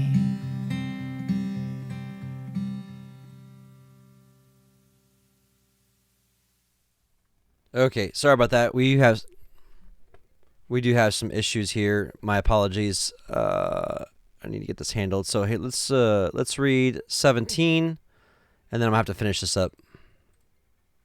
Bereshit, Genesis, chapter 17. And when Abram was 90 years old and 9, Yahweh appeared to Abram and said unto him, I am El Shaddai. Walk before me and be perfect. And I will make my covenant between me and you, and will multiply you exceedingly. And Abram fell on his face. And Elohim talked with him, saying, As for me, behold, my covenant is with you, and you shall be a father of many nations. Neither shall your name any more be called Avram, but your name shall be Avraham. For a father of many nations have I made you. And I will make you exceeding fruitful, and I will make nations of you, and kings shall come out of you. And I will establish my covenant between me and you, and your seed after you, in their generations, for an everlasting covenant, to be Elohim unto you, and to your seed after you. And I will give unto you and to your seed after you the land wherein you are a stranger, all the land of Canaan, for an everlasting possession. and I will be their Elohim. And Elohim said unto Abraham, You shall guard my covenant, therefore, you and your seed after you in their generations. This is my covenant, which ye shall guard, between me and you and your seed after you. Every male child among you shall be circumcised. And ye shall circumcise the flesh of your foreskin, and it shall be a sign of the covenant betwixt me and you. And he that is 8 days old shall be circumcised among you, every male child in your generations. He that is born in the house, or bought with money of any stranger, which is not of your seed. He that is born in your house, and he that is bought with your money, must need to be circumcised. And my covenant shall be in your flesh for an everlasting covenant. And the uncircumcised male child, whose flesh of his foreskin is not circumcised, that soul shall be cut off from his people. He has broken my covenant. And Elohim said unto Abraham, As for Sarai, your woman, you shall not call her name Sarai, but Sarah shall her name be. And I will bless her, and give you a son also of her. Yea, I will bless her, and she shall be a mother of nations. Kings of people shall be of her. Then Abraham fell upon his face and laughed, and said in his heart, Shall a child be born unto him that is 100 years old? And shall Sarah, that is 90 years old, bear? And Abraham said unto Elohim, Oh, that Ishmael might live before you. And Elohim said, Sarah your woman shall bear you a son indeed, and you shall call his name Yitzhak. And I will establish my covenant with him for an everlasting covenant, and with his seed after him. And as for Ishmael, I have heard you. Behold, I have blessed him, and will make him fruitful, and will multiply him exceedingly. 12 princes shall he beget, and I will make him a great nation. But my covenant will I establish with Yitzhak, which Sarah shall bear unto you at this set time in the next year. And he left off talking with him, and Elohim went up from Abraham. And Abraham took Ishmael his son, and all that were born in his house, and all that were bought with his money, every male among the men of Abraham's house, and circumcised the flesh of their foreskin in the selfsame day, as Elohim had said unto him. And Abraham was 90 years old and 9 when he was circumcised in the flesh of his foreskin. And Ishmael his son was 13 years old when he was circumcised in the flesh of his foreskin. And the selfsame day was Abraham circumcised, and Ishmael his son. And all the men of his house, born in the house, and bought with money of the stranger, were circumcised with him. Okay, I don't know why the box thingy is doing that thing again. Anyways, I'm sorry, brothers and sisters. As I mentioned earlier, we're here in Lebanon. We're camping out for Passover. We had a pretty massive storm. I'm going to have to cut this a little short. I just want to make mention that, I do believe that circumcision is still for us today. The circumcision of the heart is not some New Testament concept. Deuteronomy 10:16 says, "Circumcise therefore the foreskin of your heart, and be nor stiff-necked." This is a spiritual circumcision. Ezekiel 44:9 says, "Thus says Yahweh Elohim, no stranger, uncircumcised in heart nor uncircumcised in flesh, shall enter into my sanctuary of any stranger that is among the children of Israel." So even in a millennial concept,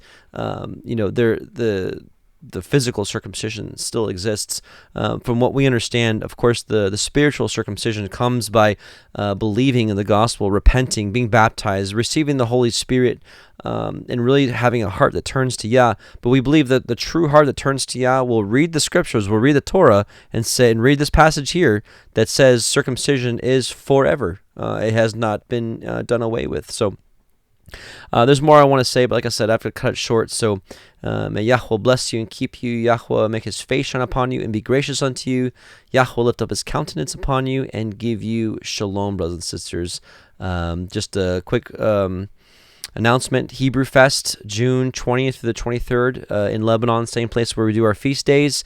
Would love to see you there for an amazing gathering of Hebrew artists. So with that being said, let's play quick song because I gotta go. Where is I don't see the priestly blessing. I was gonna play that. I don't see it.